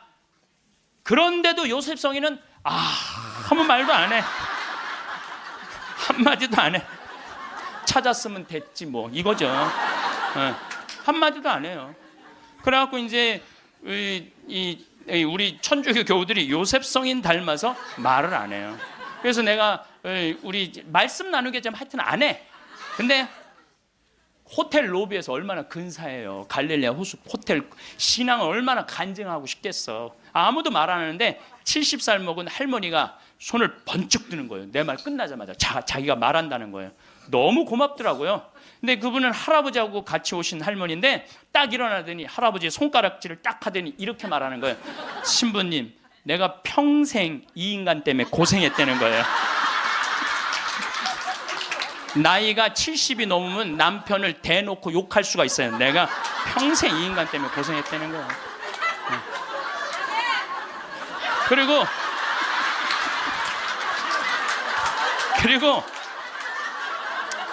자기가 자식 셋 키웠는데 70이 됐는데 자기한테 자식들이 고맙다고 말 한마디 안 하고 남편이 그 잘난 반지 목걸이 한번 사준 적이 없다는 거예요. 속에서 우라통이 터지더래요. 내가 그렇게 고생을 해서 자식들을 키우고 남편 뒷바라지를 했는데 나의 고생을 알아주는 사람이 하나도 없더래. 갈비 먹고 싶을 때 와서 갈비 사주는 놈 한 놈도 없다는 거예요. 근데 어느 날 갑자기 내가 방송에서 나오더니 그러더래요. 늙어서 왜 갈비가 먹고 싶으면 자식이 사줘야 되냐. 그 지근성을 버려라. 갈비가 먹고 싶으면 내 돈으로 내가 가서 사 먹으면 되지. 그 자식이 사줄 때까지 기다리느냐. 무슨 돈으로 집 잡혀서 사 먹어라. 맨날 자식한테 섭섭하다고 그러지 말고. 그 얘기를 듣는데 이 할머니가 망치로 한 대 맞았대요. 지금 70살 넘은 할머니 할아버지들 중에 갈비가 먹고 싶다고, 여보 우리 갈비 먹고 싶다, 오늘 가서 갈비 사 먹자. 그리고 둘이 갈비집 가서 10만 원이나 된 돈 내면서 갈비 사 먹을 사람들이 얼마나 돼요. 그저 자식이 한번 사줘야지 그냥 한번 먹고 오는 거지. 그 돈 무서워서 벌벌 떨잖아요. 그러니까 자기를 위한 일을 안 하는 거예요. 이제는 여러분들 자기를 위한 일을 해야 돼요. 자기를 위한 일을. 어쨌거나 하여튼 이제 나도 이제 사 먹어야 되겠다. 집 잡혀서 그런 생각을 하는데 평화신문에 황창현 신부와 함께 떠나는 도보 성주순례가 딱 떴대. 그걸 보는 순간 이 할머니는 이거다 하고 이 할머니는 그냥 집을 팔았대. 그냥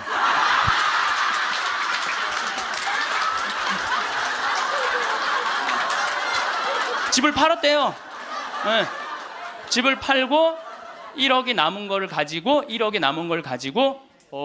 성주순례를 따라온 거예요. 여동생 부부하고. 근데 왔는데 자기 너무너무 행복하대. 그런데 이 할아버지는 맨날 술만 먹던 할아버지인데 성주순례도 안 따라오려는 걸 억지로 끌고 온 거야. 근데 이 할아버지가 다리도 아프다 뭐도 그러는데 10일 동안 걸으면서 하느님을 만난 거야. 하느님을 완전히 만나서 성주순례 끝나고 난 다음에 3개월 후에 다시 뒤풀이를 했는데 이 할아버지가 할머니가 그러는 거예요. 저 양반이 미쳤나 보다고. 왜 그러냐면 그전에는 전화만 하면 술 어서 먹을까 이랬는데 요즘 전화만 하면 성당 나와라, 성당 나가야 된다, 하느님은 살아계신 분이다, 이렇게 얘기를 하더니. 그러니까 이 세상 집을 팔아서 하늘나라 집을 산 거예요.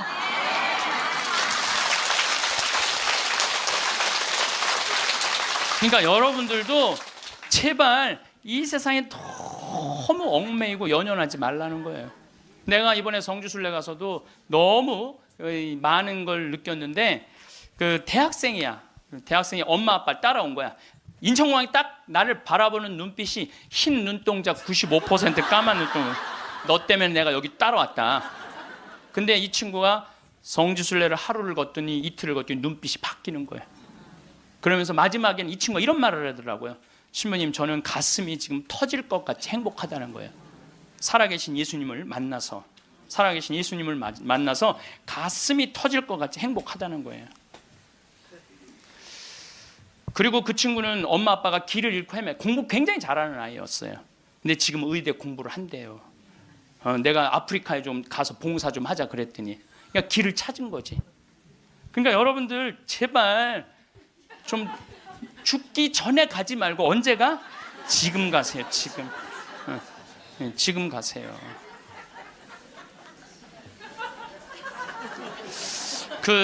요 얘기만 하고 다음 강의로 넘어가겠습니다. 제 조카를 작년에 잠비아를 남자아이를 데리고 갔어요.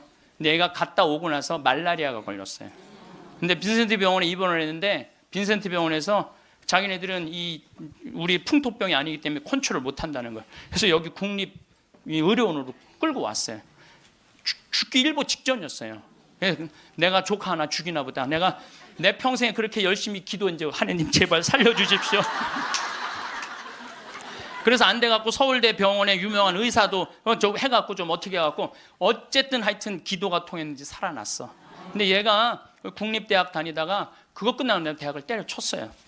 대학을 때려치고, 삼촌 내가 죽기 직전까지 가보니까 내가 하고 싶은 거 해야 되겠어. 걔가 내 목소리하고 똑같아요. 그래서 뮤지컬 학과를 다시 간 거야. 요즘은 매일 뮤지컬 연극, 지금 학교 다니면서 매일 공연하러. 이 아이는 나 볼 때마다 삼촌 나 너무 행복해. 그러니까 여러분들, 사람이 죽기 전에 후회하는 게 뭐냐면 왜 내가 그걸 못 해봤을까, 이걸 후회한다는 거예요. 그러니까 이 얘기는 내가 다음 시간에 할 텐데, 죽기 전에 후회하지 말고 지금 하라는 거죠. 하느님 아버지, 우리는 하늘나라의 여권이라는 주제로 지금 피정을 하고 있습니다. 정말로 이 세상살이 열심히 살아서 마지막 날 이 세상에서 당신 나라로 건너갈 때 미소를 정말 지으면서 당신 나라로 건너갈 수 있는 그런 굳건한 신앙 저희들에게 내려주소서. 영광이 성부와 성자와 성령께,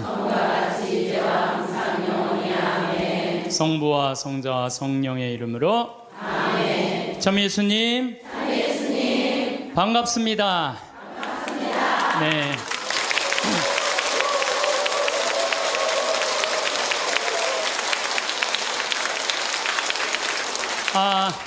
지난주에 이어서 제가 지난주에 어디까지 얘기를 했느냐면, 제가 위암 수술을 하고 2년이 지나서 나자렛에서 갈릴레아로 떠나는 그런 얘기를 했습니다. 제가 갈릴레아에 가보니까 예수님은, 여러분들 우리가 오해하고 있는 게 있어요. 어떤 오해를 하냐면, 예수님은 활동 무대가 예루살렘이 아니에요. 예루살렘은요, 3년 동안 내가 성서에서 날짜를 계산해 보니까 3년 동안 최대로 많이 있어봤자 20일을 예루살렘에 있지 않았어요. 예수님은 3년 내내 거의 어디 있었느냐면은 갈릴레아에 있었어요. 우리가 성서에서 들은 거의 모든 내용들은 대부분이 어디서 활동하신 거냐면 갈릴레아에서 활동하신 거예요. 그래서 나자렛에서 이제 우리 손철구 목사님이라고 목사님 한 분하고 저하고 이스라엘 투어 미니스트리라고 관광청에서 초청을 한 거예요. 예수님이 가신 60km를 복원을 해놨으니 한번 걸어봐라.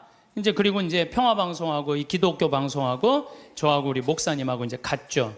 갔는데 그 나자렛에서 시험산이라고 추락산 한 380m 정도 되는 데인데 정말로 밑에 바위가 있어요.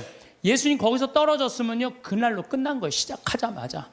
근데 그 시험산 그 바위산에 올라가 보니까요 이스라엘 평야 들어봤죠? 이스라엘 평야라는 얘기. 그 이스라엘 평야가 쫙 펼쳐져 있는데 끝에 무슨 산이 있느냐면 깔멜산이 있어. 깔멜산. 깔멜산도 많이 들어봤죠? 깔멜회 굉장히 많잖아요. 그 깔멜산이 엘리야가 바알신 그 숭배하는 아세라 목상 쳐 부신대요. 부시고 난 다음에 아방한테 언제 비가 오느냐? 3년 동안 빈님이 오시지 않았고 언제 오느냐? 좀만 기다려 보십시오. 종한테 가봐라. 저기 지중해 올라오느냐? 가봐라. 올라오느냐? 그래갖고 7번째 가니까 손바닥 많은 게 올라옵니다. 그러니까 아방한테 뭐라 그래? 병걸 타고 빨리 가라 그러잖아요. 그 이스라엘 평야가 그 시험산에 가보면 쫙 펼쳐져 있어요. 그러니까 예수님이 이렇게 자란 동네 나자렛은요, 성서의 내용이 다 펼쳐져 있는데, 앞에는 나인이란 동네. 나인이란 동네 뭐예요? 과부의 아들 살리는. 그냥 과부의 아들이 죽어가니까 예수님이 그 동네 사람이니까 불쌍해갖고 살려주고. 그러니까 거기 나자렛에 가보니까요, 성서가 꾸며낸 얘기가 아니고 그냥 현장에서 그냥 들리는 거야. 나하고 우리 손철구 목사님이 완전 제자가 된 기분이야. 제자가 된 기분. 그래갖고 그냥 예수님이 이제 쫙 펼쳐서 가자. 이제 나도 이제 제자들처럼 예수님 따라간 거죠. 갈릴레아 호수까지. 그런데 가다가 보니까 60km 내내 무슨 꽃만 있느냐면은 우리 여러분들 유채꽃 알죠? 유채꽃 같은 노란 겨장꽃이 65km 내내 길에 못밖에 없어. 겨자꽃밖에 없는 거야. 겨자. 근데 예수님이 본 꽃이라고는 겨자꽃밖에 본 게 없어요. 그러니까 제자들한테 비유로 할 얘기는 못밖에 없어. 겨자 얘기밖에 할 게 없는 거야. 겨자. 그러니까 성서에 뭐라 그래? 겨자 씨는 어떤 씨앗보다도 작지만 자라면 어떤 풀보다도 커져서 나무가 되고 하늘의 새들이 와서, 제가 재보니까 3m가 넘어요.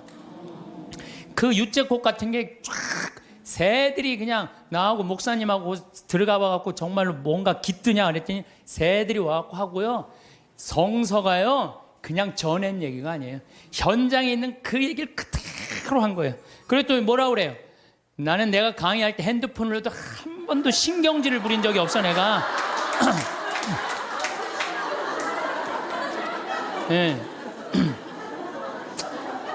한 번은 여기 내 앞에 강의를 들으러 오신 분이에요. 강의를 들으러 오신 분인데 핸드폰이 울리더라고요. 근데 내가 그날따라 그분이 마음이 너무 예쁘게 생겨갖고, 나도 이쁜 여자한테 약해요. 할머니인데 너무 예쁘게 생겼어. 걱정하지 마시라고. 나도 어떨 때 강의하다 보면 내 바지에서 핸드폰이 울린다고. 걱정하지 마시라고. 근데 그분이 내 책 사인 받으러 사무실에 내려왔는데요, 그분이 내 강의를 듣고 개종을 한 거예요. 예비자 교리를 나가는 거예요. 근데 내가 그 자리에서 혼을 냈으면은 대전에서부터 오셨다는데 얼마나 상처를 입었겠어요. 사람이요, 말 한마디에요 사람을 살리기도 하고 죽이기도 하는 거예요. 근데 그날따라 왠지 위로를 하고 싶더라고. 걱정하지 말라고. 나는 내 강의 때 핸드폰을 한 번도 신경질 안 부려요. 까먹을 수도 있는 거지 뭐 그걸 갖고 신경질을 부려. 그러니까 마태복음 17장 20절에 이런 얘기가 나와요. 너희가 겨자씨 하나 알 만한 믿음이라도 있으면 이 산더러 여기서 저기로 옮겨가라 하더라도 그대로 옮겨갈 것이다. 그러니까 예수님이 그냥 본 거라고 못밖에 없어? 겨자꽃밖에 본 게 없네요. 그러니까 비유로 겨자꽃. 예수님이 겨자 얘기를 괜히 한 게 아니구나. 그래갖고 우리가 또 꽃을 그 열매를 해보니까 씨가 우리 제일 조그만 뭐라 그래? 좁쌀보다도 훨씬, 깨보다도 훨씬 작아요. 근데 이게 자라갖고 3m. 그러니까 제자들이 이해가 돼요, 안 돼요? 이해가 되는 거예요. 2000년 지난 나도 이해가 되더라고요. 또 내가 3월 말서부터 4월 달부터 걷기 시작했는데 아네모네 꽃이 정말 아름다워요. 여러분들 성지순례 예루살렘으로 갈 거 없어요. 가려면 어디로 가야 돼? 갈릴레아를.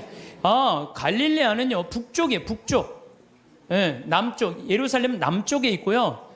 이 갈릴레아는 여기 사해가 있고 그 위에 예루살렘이 있어요. 여긴 예수님 활동 지역은 갈릴레아예요. 갈릴레아는요 학자를 만들고 싶으면은 예루살렘으로 보내고 돈을 벌게 하고 싶으면 갈릴레아로 보내요. 여기는 완전히 옥토예요. 옥토. 경치도 얼마나 좋은지 몰라요. 천국이 따로 없어요. 그러니까 여러분들 맨날 성서 그냥 여기서 뒤져봐야 이해 안 돼요. 집에 있는 반지 팔아서 가보셔요. 현장에 가는 게 중요해요. 현장에. 제발 성지순례 좀 가세요. 성지순례도 내가 말하듯이 가슴이 떨릴 때 가야지 다리가 떨릴 때 가면 안 돼요. 아이 참. 아니 여러분들 우리가요 성서 예수님 하느님 나라는요 멀리 있는 게 아니야. 내 현장에 있어. 현장에. 근데 백날 돈 아까워서 거기 예루살렘 갈 거 없어. 갈릴레아만 가면 된다니까. 갈릴레아. 내가 내년 2월 달에 갈릴레아 또 가요. 네. 은혜가 너무 많아요. 왜? 예수님의 그 말씀 밀 얘기도 마찬가지야. 루카복음 6장에 보면 제자들이 안식일에 밀 이삭을 뜯어 먹어야 돼. 손으로 이렇게 비벼 먹었다 그러잖아요. 그래서 나도 밀밭에 들어가고 비벼서 먹어봤어요. 정말로 싱그럽고 맛있더라고요. 그러니까 이래서 제자들이 밀 뜯어 먹다가 혼났구나 이 이방인들한테. 그 다음에 씨 뿌리는 사람 비유 루카복음 8장 11절 길밥, 돌밭, 가시덤불 가보니까 거기 화산 폭발지대가 있더라고요. 그러니까 거기에 보니까 화산 폭발이 있으니까 길밭도 있고 화산재들도 모아갖고 이렇게 길로 이렇게 해놓은 거 있잖아요. 우리 제주도에 가면 돌담길 그거 해놓은 똑같이 해놨어요. 돌담길. 그러니까 예수님이 이렇게 보다니까 이 밀도 길밭에 뿌려지는 거, 돌밭에 뿌려지는 거, 좋은 밭에 뿌려지는 거. 그러니까 예수님이 이렇게 길을 가면서 그 자리에서 다 가르친 거예요. 그 있는 장소를 그대로 보고. 완전히 내가 제자들, 나는 주님과 나는 함께 걸어가며 지나간 이를 속삭입니다. 손을 맞잡고 친구들을 따라 친구가 되어 걸어갑니다. 손을 맞잡고 산과 들을 따라 친구가 되어 걸어갑니다. 이게 아주 성서에 나오는 성가랑 그대로 주님 손을 맞잡고 산과 들을 걸어가는 거야. 참 좋더라고요. 정말로. 그런데 더 기가 막힌 건 예수님은 넓은 길로 안 다니셨어요. 왜 넓은 길로 안 다니면 넓은 길은 로마 사람들이 깔아놓은 거야. 로마가 예수님 탄생 57년에 유대를 정복해요. 그러니까 예수님 탄생하기 57년 전에 이미 로마 사람들이 유대를 정복해갖고 넓은 길을 깔아놓은 거야. 그러니까 유대인들은 로마 길로 안 다녔어. 다니면 세금을 내야 되고. 예수님은 산골짜기 길만 좁은 길로만 다녔어요. 그래서 예수님이 넓은 길 알레르기가 있어. 넓은 길 알레르기. 그래서 성서에 보면은요 그런 얘기도 나와. 마태복음 7장 13절 14절 너희는 좁은 문으로 들어가라. 멸망으로 이끄는 문은 넓고 길도 널찍하여 그리로 들어가는 자들이 많다. 생명으로 이끄는 문은 얼마나 좁고 그 길은 또 얼마나 비좁은지 그리고 찾아드는 이들이 적다. 제자들이랑 산골짜기 길 가면서 제자들한테 한 얘기예요. 좁은 길로 다녀라. 이 길이 바로 구원의 길이다. 그 다음에 또 다볼산에 가보니까요 정말로 예수님이 다볼산 어떻게 거룩한 변모한 데 아니에요? 그런데 다볼산은요 나잘에서도 보이고 나인에서도 보이고 30km 떨어진 갈릴레아에서도 보여. 다 보여. 그래서 이름이 다볼산이야. 어쩌면 이름도 그렇게 잘 졌는지 몰라. 아니 2000년 전에 어떻게 이름을 다볼산으로 줬어? 다볼산이 588m예요. 그런데 제가 말하는 300m, 500m는 갈릴레아는 거의 평지예요. 이스라엘 평야의 산만 속 솟고 이렇게 돼 있어요. 다볼산만 딱 뻘쭘하게 서 있더라고요. 맨 꼭대기가 갖고 예수님이 거룩한 변모하니까 다 보이는 데가 갖고 거룩한 변모. 그러니까 예수님이 다볼산에서 이렇게 변하셨구나. 참 좋더라고요. 그래갖고 이제 60km를 계속 걷는데 문제는 내가 그래도 위암 수술한 사람이잖아요. 하루에 10km씩 걷는데 자는데 배가 너무 아픈 거예요. 자는데 계속. 그래서 새벽 4시까지 잠을 못 자는 거예요. 다음날 또 일어나고 또 걷고. 근데 뭐 배 아픈 게 중요한 게 아니야. 걷는데 그냥 너무 좋은 거예요. 목사님이 또 너무 순수하세요. 개신교 제자, 천주교 제자 둘이서 손잡고 가는데 말이 얼마나 잘 통하는지 몰라. 원래 서로 말 안 통하잖아요. 근데 너무 잘 통하는 거예요. 목사님하고. 그런데 이제 어느 정도 도착을 했는데 나자렛이 아래쪽에 있어요. 이렇게 걸어 올라가는 거예요. 북쪽으로. 근데 거의 다 갈릴레아 호수가 막 보이더라고요. 근데 거기에 막달레나라는 지방에를 도착한 거예요. 네, 막달레나라는 지방에 막달레나 많이 어서 듣던 얘기 아니에요? 네. 막달레나 마리아. 그렇죠. 근데 2000년 동안 막달라라는 지명이 없어졌대요. 그 막달레나라, 성서에는 막달레나가 있었는데 막상 학자들이 찾아가봐도 막달레나가 없는 거야. 그 위에 팔레스타인들이 사는 막달라라는 동네가 사는데 거긴 성서에 나오는 거하고 틀린 거예요. 그런데 한 5년 전에 멕시코의 과달루페 수도원, 이 수도원에서 갈릴레아 땅을 산 거야. 호숫가 옆에 땅을 사갖고 이제 거기다 피정집을 짓는다고 땅을 파는데 동네가 하나 나온 거예요. 근데 그 동네를 파다 보니까 막달레나라는 지명이 나온 거예요. 그러니까 예수님이 쫙 가다가 여기가 가파르나움이니까 여기 지나갈 수밖에 없거든요. 이 막달레나 가는데 막달레나의 마리아는요, 물론 성서에 막이 들린 여자 여러 가지 이 얘기가 많이 나오는데 진짜로는 갈릴레아 호수에서 물고기를 잡으면 이 물고기를 잡아서 염장 소금에 절여갖고 수출하던 여자예요. 부자예요, 부자. 예, 수산나, 요한나, 예, 저기 뭐야 헤로드의 그 집사, 뭐 쿠차의 뭐 아내, 뭐 요한나, 수산나들이 막달레나가 예수님을 뒤에서 재정적으로 도왔다고 성서에 나와요. 내가 또 찾아놨지 또. 예, 예, 성서에 나와요. 이 루카복음 8장 1절에 보면 막달레나 마리아와 헤로드의 집사 쿠자스의 아내 요한나 수산나가 예수님을 도왔다는 거, 재정적으로. 그러니까 막달레나 여자가 여기서 돈을 많던 여자예요, 마리아가. 그러니까 예수님을 도운 거예요. 그래갖고 내가 우리 또 이제 관광청에서 초청을 했으니까 거기 안 보여주더라고요, 개발을 하는데. 근데 우리는 들여다 보여주더라고요. 그 터, 염장한 터 다 있는 거 그대로. 그러니까 막달레나 여자 마리아도 그냥 꾸며낸 여자가 아니에요. 끝까지 예수님을 도왔던 여자죠. 요한나, 수산, 초대 성모 회원 3명, 초대 성모 회원 3명 딱 이 성서 보니까요 너무 좋더라고요. 그래서 여러분들 현장에 가서 봐야 돼요. 맨날 방에 앉아갖고 예수님이 있는 거야 없는 거야, 하느님이 예수님이 온 거야 안, 그 소용없어요. 역사의 현장에 가서 봐야지 살아계신 예수님을 만날 수 있는 거예요. 살아계신.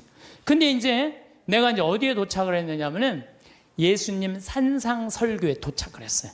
산상설교 이제 도착을 해갖고 예수 이제 저 목사님하고 나오고, 아니 목사님 뭐 여기서 5,000명도 먹였대는데 그 많은 사람들한테 어떻게 마이크도 없는데 옛날에 그렇게 설교를 해? 뻥 아니냐? 근데 거기가 이렇게 언덕이 돼 있는 거, 이렇게 언덕이. 그래서 목사님하고 나하고 해보자 그래갖고 100m 정도 떨어져갖고 내가 아래서 목사님 내 말 들려요? 그런데 들려. 근데 너무 정확하게 들리는 거예요. 이게 언덕에, 우리처럼 나무가 많으면요 중간에 말이 막히는데 거기 나무가 없잖아요.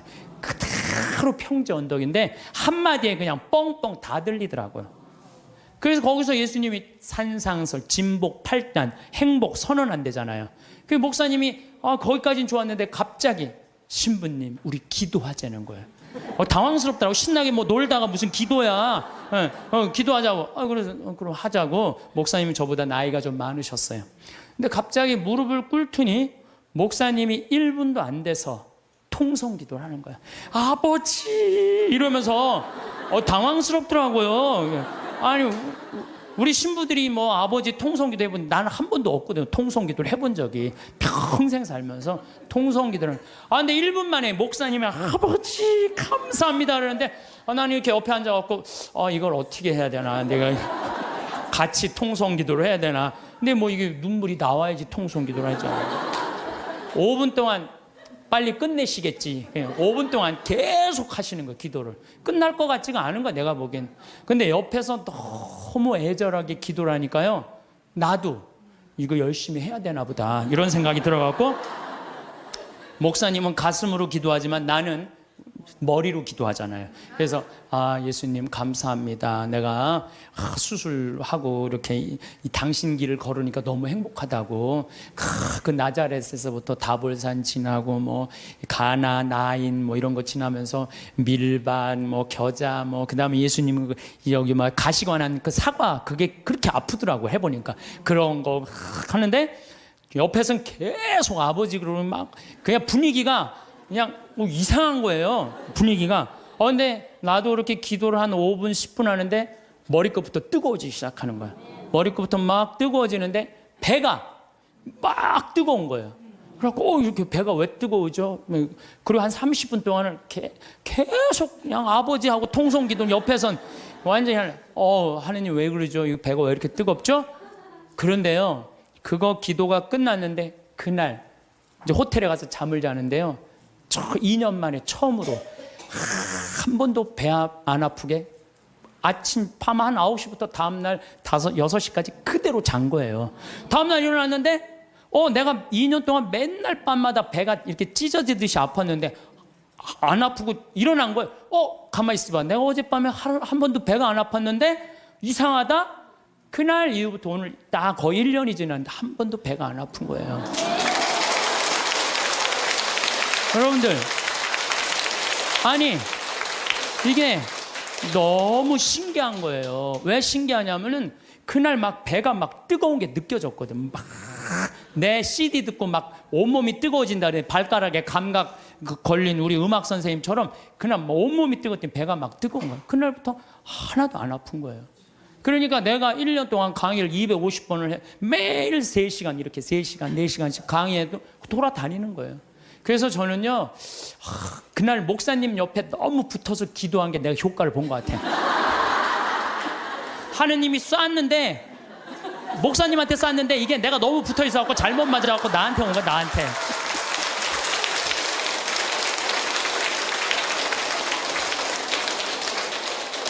근데 사실은 저는 기적을 좋아하는 신분은 아니에요. 왜냐하면 이게 내 몸에 기적이 일어나면 인생 피곤해요. 기적이 일어나면 간증회로 돌아다녀야 될 거 아니에요. 그렇죠? 여러분들 기적이 일어나고 삶에 하나님의 은총에 꽉 있으면 간증 안 하면 그거 달란트, 마태복음 25장에 내가 너한테 달란트 5개 줬다. 주인님 5개, 10개 만들어 왔습니다. 3개 줬다.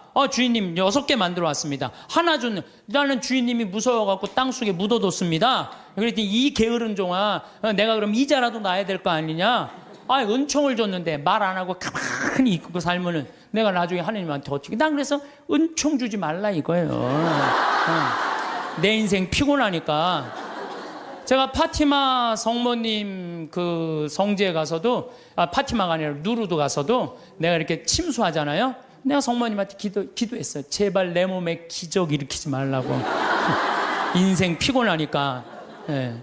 그런데 제가 그런 체험을 하면서 여러분들 나만 그런 기적이 일어날까요? 여러분들은 이제까지 여기 계신 한 200여 분 앉아 계신데 여기 하느님 믿으면서 한 번도 하느님 체험 안 하셨어요? 다 했어요. 다 했어요. 근데 뭐가 문제예요? 까먹는 거예요. 까먹는 거예요. 맞아. 하느님이 나 그때 돌보신 거 맞아. 하느님이 돌보셨던 것 같아. 그런데 내가 먹고 살고 내가 마음이 편안하면요, 악마가 와서 살살 꼬셔요. 어쩌다 그렇게 된 거지. 하느님이 돌본 게 아니란다. 너 그렇게 하느님한테 돈 내놓고 시간 내놓고 그럴 필요 없어. 뭐하러 피곤하게 이렇게 희생하고 사니. 그래, 그 어쩌다 그런 거야. 이래갖고 하느님의 은총을 가볍게 만드는 사람들이 많은 거예요. 신앙은요, 기념이에요. 기념. 신앙은요, 기억이에요. 왜 유대인들이 파스카 축제, 지금으로부터 거의 한 4,000년 전에 벌어진 일을 아직도 기억하고 있어요. 신앙은 기억하는 거예요. 기념하는 거예요. 까먹지 않을 때, 하느님의 은총을 계속 되새길 때, 우리가 2000년 전 예수님이 최후의 만찬 때 한 성체성사 왜 아직도 기억하고 기념할까요? 예수님의 그 현존을 잊어먹지 않기 위해서 매 미사 때마다 재현하는 거예요. 있었다, 이게. 오늘도 일어나고 있는 일이다. 그게 바로 신앙이에요. 그래서 신앙은요, 계속 기억하고 감사하고 찬양하고 기념하는 게 신앙이에요. 그래서 저는 이렇게 1년, 이렇게 이제 수술한 지 3년이 지났어요. 약간 덤핑 증후군이라는 건 있어요. 그 구운 고기 먹으면은요, 약간 설사도 있고 좀 그래요. 근데 그거 구운 고기만 안 먹고 삶은 고기만 먹으면은 아주 편안해요. 정말로 얼마나 감사한지 몰라요. 옛날에 내가 한 20년 전에 위 내시경 수술 검사 안 했을 땐, 그때 내가 태어났다면 나 벌써 죽었어요. 근데 요즘은 그냥 위 내시경이하고 좀만 있어도 암 다 찾아내잖아요. 그래서 옛날에는 벌써 죽었는데 의술이 발달하니까 안 죽는 거예요. 더욱이 이렇게 은총을 받아서 이렇게 건강하게 회복을 하니까 내가 어떻게 살아야 돼? 감사하면서 사는 거예요. 그래서 사는 게 저는 너무 즐거워요. 저는 여러분들 아까 식사하시고 여기 나가서 이렇게 보시면은 앞에 강 멋있어요, 안 멋있어요? 구름 어때요? 기가 막히죠? 내가 하는 말이 그래요. 내 정원이다. 내 정원에는 물이 항상 이렇게 물이 흘러도 그냥 물이 흘러 강물이 흘러잖아요. 정원. 그 앞에 정원은 산이 구름. 이 생명을 즐길 줄 알면요 인생이 너무너무 즐거워요. 내가 살아있는 걸 즐길 줄 알고 살아있는 걸 감사하잖아요. 얼마나 행복한지 몰라요. 이게 5억짜리다. 5억짜리. 5억짜리다 이런 생각을 하면은요 내가 지금 건강한 거요. 여기 지금 걸어서 버스 타고 오신 분들 너무 감사해요. 나는 지난주에 그 부천에서 온 이 몸이 안 좋은 그 남자애 참 잘생겼어요. 그런데 어머니 아버지도 너무너무 참 열심하고 아버지가 공무원이셨는데 은퇴를 미리 신청을 했대요. 아이들이 둘이 더 건강이 안 좋으니까 내가 이 아이들이 더 중요하다고. 내가 이렇게 보면서 그 아이한테 그랬어. 야, 넌 어쩜 이렇게 얼굴이 부처님 반쪽같이 잘생겼냐? 그랬더니 그 친구가 자기 코에도 못 가누는 아이가 이런 말을 하더라고. 신부님, 내가 얼굴은 좀 된다고. 여러분들 휠체어를 타고 아버지가 고개를 못 가눠갖고 뒤에다 목을 대주고 있는데 그 상태에서도 농담을 하고 내 강론을 들면서 엄마 아빠한테 맨날 가르친대요. 신부님이 그렇게 하면 안 된다고 그러지 않았느냐. 그러면서 그 기쁨이 있는 아이를 보면서 제가 우리 직원들이요 너무너무 감동받았다는 거예요. 근데 건강한 우리가 매일 짜증 부리고 신경질 부리고 까먹고 하느님 은총 이렇게 주시는 저 빈님이 오시는 것도 올 때마다 감사합니다. 280억 내려주셔서 감사합니다. 이렇게 감사하고 사는 사람은 그런 사람들이 바로 신앙으로 사는 분들인 거죠. 어쨌든 정화상 성인은 상제상서라는 게 뭐라냐면 제상에게 올린다. 제발 우리 천주교신자 박해하지 말아라. 그러고 쓴 거래 감옥에서. 그러니까 이렇게 우주 만물이 다 만들어 놓은 이가 있는데 그 만들어 놓은 이 세간살이를 쓸면서 우리가 하느님을 찬양하는데 왜 우리를 죽이냐 이거예요. 여러분들 집안에 부모 세간살이 있으면서 효도하는 거 당연한 거 아니냐? 당연하다. 이 세상 살면서 하느님한테 이게 우리 부로 무군무부라고 그러잖아요. 임금도 없고 아버지도 없고. 우리 천주교 부로 옛날 그랬어요. 이 임금도 섬기지 않고 아버지 제사도 안 지낸다고 그래서 무군무부라고 그랬어요.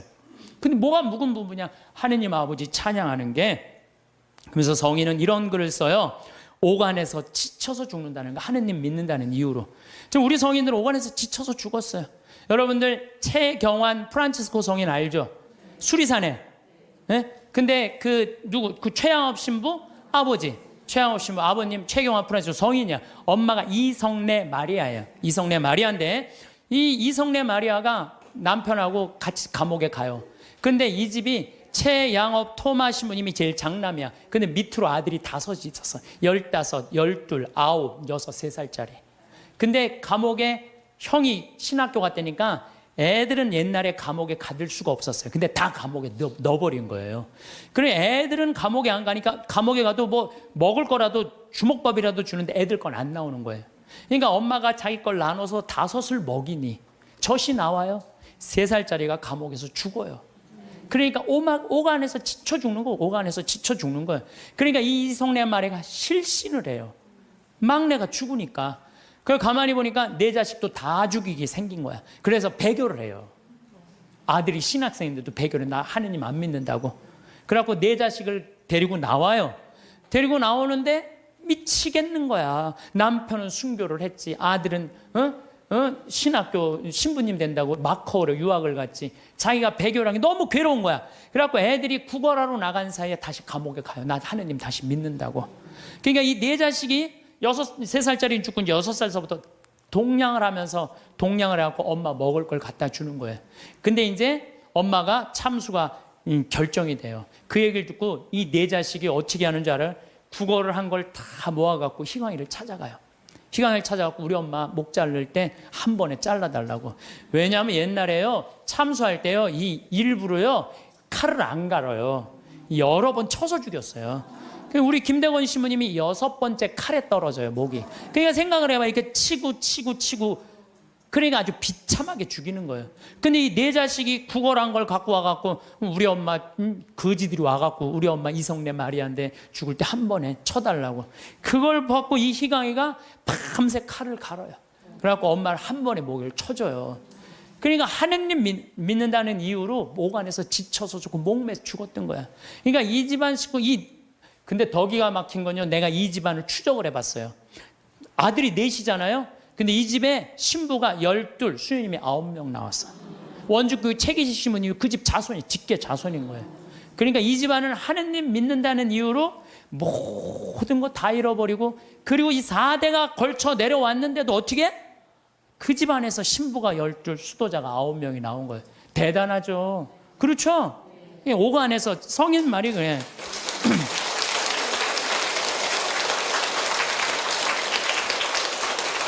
오간에서는 지쳐서 죽고 문 밖에서는 목을 베는 죽임이 끊이지 않고 피눈물이 도랑을 이루었다는 거야. 우리 순교 성인들은요, 하느님 취미로 안 믿었어요. 하느님 어떻게 믿었어? 목숨을 걸고. 하느님 어떻게? 꽉 잡고 살았어요. 하느님.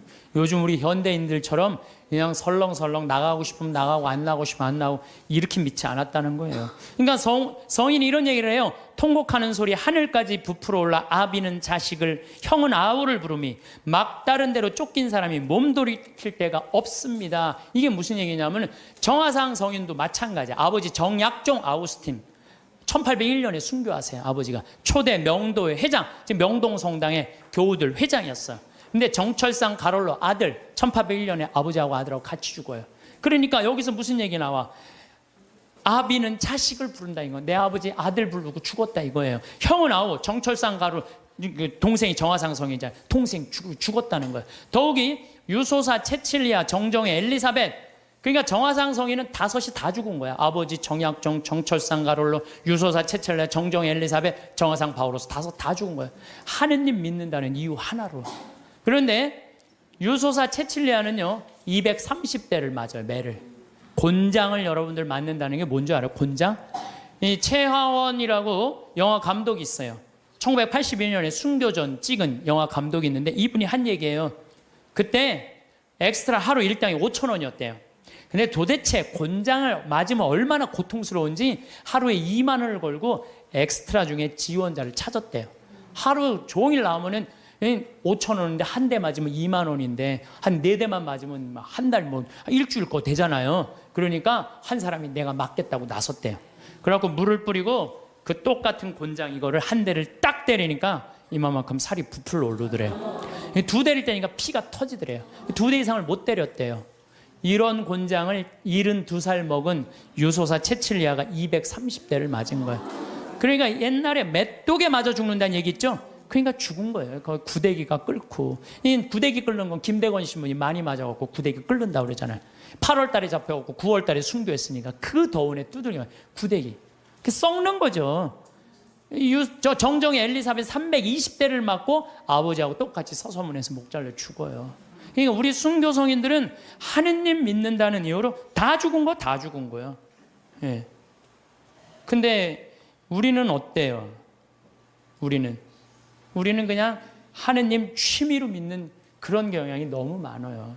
하느님 정말로 제대로 믿으려면은요, 비가 오나 눈이 오나 바람이 부나 더우나 추우나, 내가 휴가를 갔어도 정말 하느님 열심히 믿는 사람 어떻게 휴가 간 지역에 시골 성당에 제일 먼저 찾아오고 주일 미사 몇 시인지 알아보고, 놀다가도 자 우리 미사 참여하자. 그럼 미사 참여하고 노는 사람들, 그런 사람들이 어떻게 하느님 꽉 붙잡고 사는 사람들이에요. 그러니까 이 존 포웰이라는 신학자는 이런 말을 해요. 현대인들은 하느님을 골치 아플 때 먹는 아스피린 정도로 생각해요. 골치 아플 때. 언제 골치 아파? 대학 입시 때 골치 아파요. 우리의 임용고시 볼 때, 남편 뭐 승진 시험 볼 때 이렇게. 그러니까 성지 신부들 내가 얘기 들어보면요, 우리나라 성지들이요 수학 능력 평가 먹고 산대요. 그때만 되면 미사예물이 그렇게 들어온대요. 성지순례도 그렇게 많이 온대요. 근데 그거 끝나면 딱 끊어진대. 그러니까 하느님을 골치 아플 때 먹는 아스피린 정도로 생각하는 거야. 그러니까 여러분들 그러시면 안 돼요. 비가 오나 눈이 오나 변함없이 하느님 믿는 거죠. 저는 이슬람 사람들 신앙생활에 대해서 깜짝 놀랄 때가 참 많아요. 물론 테러 저지르고 전 세계에 화근이 돼요. 이슬람 사람들이. 근데요, 이슬람 사람들은 라마단 기간이 되면은요, 우리 천주교 사순식하고 똑같아. 해가 떠 있는 동안 물도 입에 안 돼요. 내가 터키 그 성지순례 갔을 때 버스 기사가 이슬람 사람이었어요. 이 사람은요, 해 떠 있는 동안 입에도 안 돼. 계속 그 코란 읽더라고. 코란 계속 뭐 마시라고 안 먹는데 자기는 모슬렘이라고. 그리고 이슬람 사람 메카를 향해서 하루에 4번 언제나 매일 아무데나 돗자리 펴놓고 절해요. 그러니까 우리 천주교는 그냥 신앙생활 진짜 거저하는 거 거저. 제가 어떤 신부님한테 들은 얘기인데 나이가 꽤 드신 신부님이에요. 내가 호주 갔을 때 옛날에는 아침 기도 저녁 기도 굉장히 길었대요. 조가 만과 찰만 짜 써갖고 만과 아침 조가 만과. 그런데 이 신부님이 조가가 학교가 20km 떨어져 갖고 늦게 일어나 갖고 아침 기도를 못 바치고 그냥 학교를 가면요, 아버지가 밭에 나갔다 와서 엄마한테 물어본대요. 우리 아들 조가 바쳤느냐고. 아, 이놈이 늦게 일어나고 그냥 갔다고. 그러면 아버지가 쫓아온대요. 아들 이름 부르면서. 아들아 기선아 기다려라. 그러고 아들을 붙잡는데 너 조가 바쳤느냐고. 안 바쳤다면 바치라고. 그 자리에 서서 그 조가를 다 바치고 갔대요. 근데 옛날에 조가가 여러분들 어떻게 했는지 알아? 성호경, 오벨에 5번 십자가에 절하고, 천주경, 성모경, 사도신경, 사제경, 관유하심을 구하는 경, 대회제경, 알지도 못해 무슨 거 기도인지, 도우심을 구하는 경, 사심을 구하는 경, 호수천신송, 성계와 증인을 위하여 외우는 경. 내가 강의할 때 웬만하면 다 외워서 해요. 이건 아무리 외우려고 해도 안 외워지더라고. 참. 그 다음에 야수 성명도움. 옛날엔 예수님을 야수라고 그래서 야수. 예수 성심 호칭기도. 성모를 찬송하는 경, 천주 10개, 성교 사규, 봉헌경. 이게 아침 기도였대. 요즘 아추기도 봉기도 아침 기도잖아요. 이것도 우리는 안 하잖아요. 근데 옛날에 이걸 다 아침에 일어나서 했다는 거예요. 만과, 성호경, 성령 강림송, 죄를 알게 하심을 구하는 경, 고제경, 과유하심을 구하는 경, 사하심을 구하는 경, 소외제경, 호수 천신송, 성모 덕서 도서 소도문, 형제 친척 친구 은인을 위하여 외우는 경, 죽은 모든 이를 위하여 외우는 경, 삼덕송, 오사례 5가지 감사송, 천주께서 기르시고 돌보시는 은혜, 강생 구속의 은혜, 죄를 사해 주시는 은총의 은혜, 성교회로 인도하시고 천국으로 이끄시는 은혜. 이걸 외우고 잤다는 거예요. 옛날에 조가 망과. 요즘은 신앙생활 해는 건지 아닌 건지 모를 때 너무 많죠. 그리고 이 집은요, 형제가 7형제였는데 묵주가 9개가 내려오지 않으면요 잠을 안 재웠대요. 묵주기도 5단을 바치고 잤다는 거예요. 참. 근데 내가 이걸 어디 가서 강의를 하니까요, 안양 중앙성당에 가서 강의를 하니까 한 50분 되는 정말 이 아주 참하고 예쁜 자매가 와서 신부님 그 오빠가 우리 오빠예요 그러더라고요. 근데 그 자매 하는 말이 자기 자모회장을 한대요. 그 집 신부가 2, 수녀님 하나 나왔다는 거야. 그 나머지 형제들도 다 성당에서 봉사를 한다는 거예요. 하느님 일을 하는 집은요 달라요. 그리고 축복을요 30배, 60배, 100배의 축복을 받아요. 하느님 일하는 집은. 하느님을 까먹고 사는 집들 있죠? 나중에 반드시 감옥에 가요. 봐요. 요즘 감옥에 가는 사람들 봐요. 아무리 잘 나가도요 하느님 까먹고 그냥 자기만 하는 사람 반드시 가는 건 아니지만은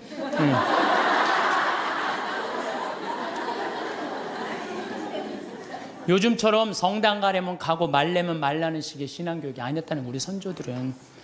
특히 여기 있는 엄마 아빠들 자녀들 중고등학교 올라가면 엄마 나 요즘 학원 다녀야 돼갖고 토요일 날 너무 바빠. 나 성당 가는 거 힘들어. 그러면은요 이 엄마는 그래 학원 대학이 더 중요하지. 자기가 교황님도 아닌데 그래 너 중고등학교 때 내 사면해줄게 라고 그냥 모른 척해요. 신앙이 어디로 밀려나는 건 2번째로 밀려나는 거예요. 첫 번째는 대학이니까.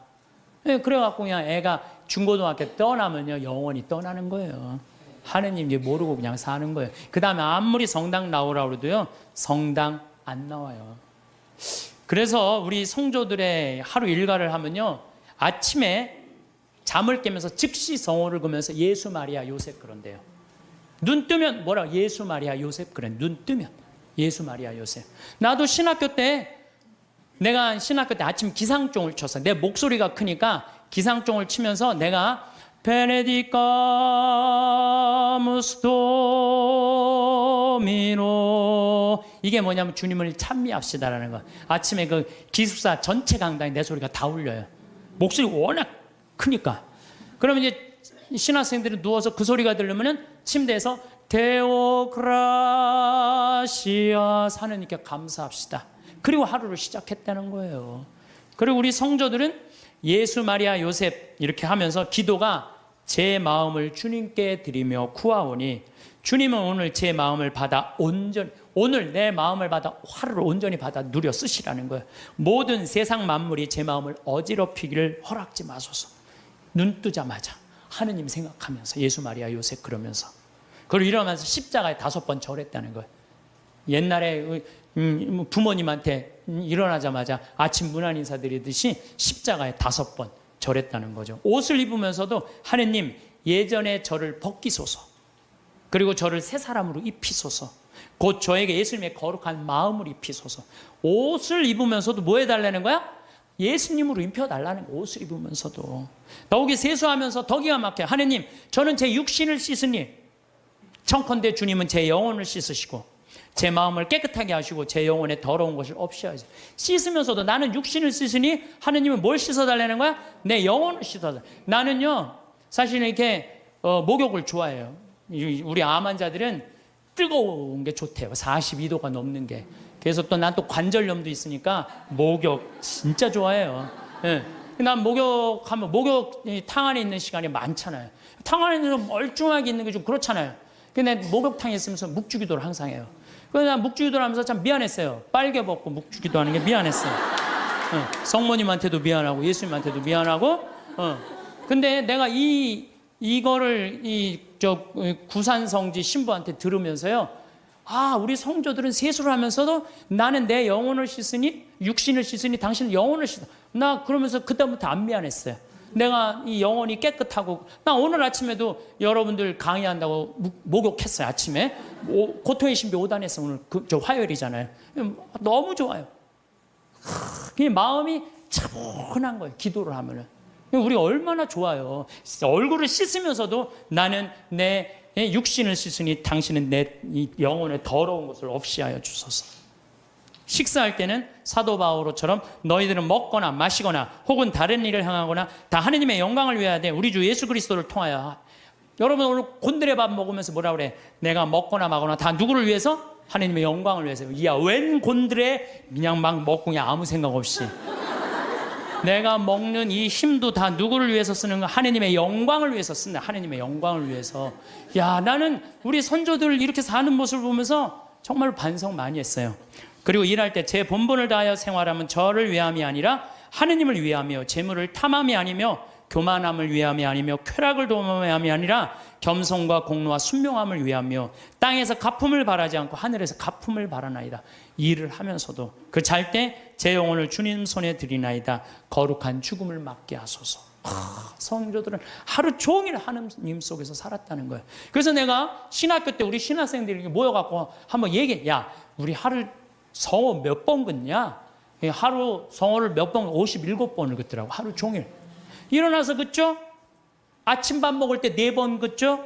그렇잖아요. 주님, 성부와 성자 성 주님 은혜로 내려주신 의식을 강복하소서 성호 또 긋잖아요. 다 먹고 전능하신 주님을 참여합시다. 그리고 그냥 세상을 떠난 모든 교우들이 천재자비하시고 평안히 또 그 4번 긋잖아요. 밥 3끼만 먹어도 12번을 긋는 거예요. 12번. 그렇죠? 근데 우리는 어떻게 해요? 먹을 땐 긋는데도 또 먹고 나면 또 안 긋는 사람들 많아요. 예. 먹고 나면 안 긋는 사람들 많아요. 그 다음에 신학교 때 아침 성물 때 긋죠. 주가리안 노래할 때 긋죠. 강복 받을 때 긋죠. 미사할 때 긋죠. 미사할 때 복음할 때 3번 긋잖아. 조그만 거 이렇게 3번. 예, 3번. 끝날 때 이것만 해도 5번, 10번입니다. 수업 시작할 때 긋고 끝날 때 긋고. 신학교는요, 체육 시작할 때도 가요. 운동할 때도 긋고. 간식 먹을 때도 거. 요즘 어떤 신부님은 1,000원 이하는 긋지 말라고. 1,000원 이하도 거요. 예, 1,000원 이하도 그세요. 1,000원 이하도 그셔. 그래갖고 정말 나는 우리 지금 500만 천주교 교우들이요, 밥 먹을 때, 그리고 지나가면서 불쌍한 사람 볼 때도 없고, 만약에 누구 교통사고 나는데 누구 피했으면 아이고 감사합니다 긋고, 그리고 여러분들 운전할 때 다 탈 때 긋고 내릴 때 감사하다고 긋고 이것만 거도요 최소한 30번 이상은 커요. 성어를 많이 금은 글수록요 이가 내가 누구 자식이라는 거야? 하느님의 자식이라는 거예요. 루카복음 12장 8절에 보면 내가 너희에게 말한다. 누구든지 사람들 앞에서 나를 안다고 증언하면 사람의 아들도 하느님의 천사들 앞에서 그를 안다고 증언할 것이다. 근데 여러분들 밥 먹을 때 남들이 보면 성당 안 다니는 친구들이 있으면 성어 긋는 거 좀 창피하잖아요. 그러니까 안 거. 그러면 안다고 증언하는 거 아니잖아요. 그럼 예수님도 하느님 천사 앞에서 안다고 증언할 것 같아요? 안 할 것 같아요? 증언 안 해. 그세요 자신 있게. 한 번 긋고 두 번 그으면요 점점 자신 있어져요. 그세요. 미안할 거 하나 없어요. 왜? 하느님 꽉 붙잡고 살려면 어떻게? 거야 돼요. 그 긋는 사람이 죽을 때 가슴에 뭐가 있는 사람들이야? 여권 있는 사람들이야. 그런 사람들 죽을 때 어떻게 주소가 씩 웃으면서 죽을 수 있는 거예요. 아 근데 그냥 밥 먹을 때 미안하다고 안 긋고 다른 친구들한테 창피하다고 안 긋고 성당도 나가고 나갈 날 안 나가고 이런 사람 죽을 때 불안해요. 초조하게 죽는단 말이에요. 하나님 꽉 붙잡고 사시면서 정말 여권에 가슴 안에 있는 여권 찢지 마세요. 찢지 마시고 꼭 간직하다가 여러분들 언제 어느 순간에 돌아가셔도 난 이제 어디 간다? 하느님 아버지 집에 간다. 그런 분들은 절대 죽음이 우리를 불안하게 안 한다는 거예요. 신부님 이렇게 신앙 강요하다가는요 우리 집 자식들 다 가출합니다. 다 가출합니다. 요즘 시대가 어느 시대인데 그렇게 물론 우리가 신앙교육을 잘못하는 게 있어요. 유대인들은요 삶과 신앙을 분리하지 않습니다. 제가 작년에 이스라엘 갔다 왔을 때 이스라엘에서 초청을 했으니까 보통 성지순례 갈 때는 성지순례 온 사람들끼리만 묶어갖고 호텔로 가잖아요. 근데 이번에는 전부 유대인들 머무르는 호텔을 다 갔어요. 근데 유대인들 머무르는 호텔도 또 완전히 오리지널 종교인들이 모이는 데가 있어요. 그래서 내가 하루는 내려가서 밥을 먹으려는데 잘못 찾아갖고 걔네들 간 데로 간 거예요. 분위기가 이상하더라. 다 머리에 이상한 거 쓰고 다른 데 앉아 있었어요. 그런데요 제가 놀라운 장면을 봤어요. 아버지, 엄마, 아들, 딸들이 있는데 아들이 중학교 2학년쯤 돼보는 아이야. 머리에 키파라고 동그란 모자를 쓰고 모세오경, 토라를 걔네들은 성서를 읽으면서 흔들면서 읽어요. 이러고 계속 밤 나오기 전까지 계속 읽는 거예요. 근데 아버지가 그걸 흐뭇하게 지켜보더라고요. 근데 저쪽에 식탁에 앉은 놈도 이러고 저쪽에 있는 걔네들이요 누구나 다 안식일날 그날 이렇게 탁 이러고 성서를 읽더라고요. 우리나라에 지금 성당 다니는 애들이 밥 먹기 전에 어디 여행 가서 성서 이렇게 이러고 읽는 애들이 있어요? 한 명도 없어요. 삶과 신앙이 분리되어 있는 거예요. 성당 따로 세상살이 따로 하는 거예요. 근데 유대인들은 성당과 세상살이를 분리하지 않는 거예요. 그러니까 우리나라는 이렇게 보면은 엄마는 성당 레지오 열심히 해, 아빠는 사목회 열심히 해, 애는 청년회 열심히 해, 딸은 성가대 열심히 해. 바깥에 나가서는 진짜 열심히 하는데 집에 들어와서는 서로 성당 안 다니는 척해요. 집에 들어와서는 같이 모여갖고 기도하거나 찬양하거나 마지막 기도 안 한다는 얘기예요. 저는 미사 끝날 때 우리 직원들하고 할 때는 나는 미사 끝나고 난 다음에 직원이 네다섯 명이잖아요.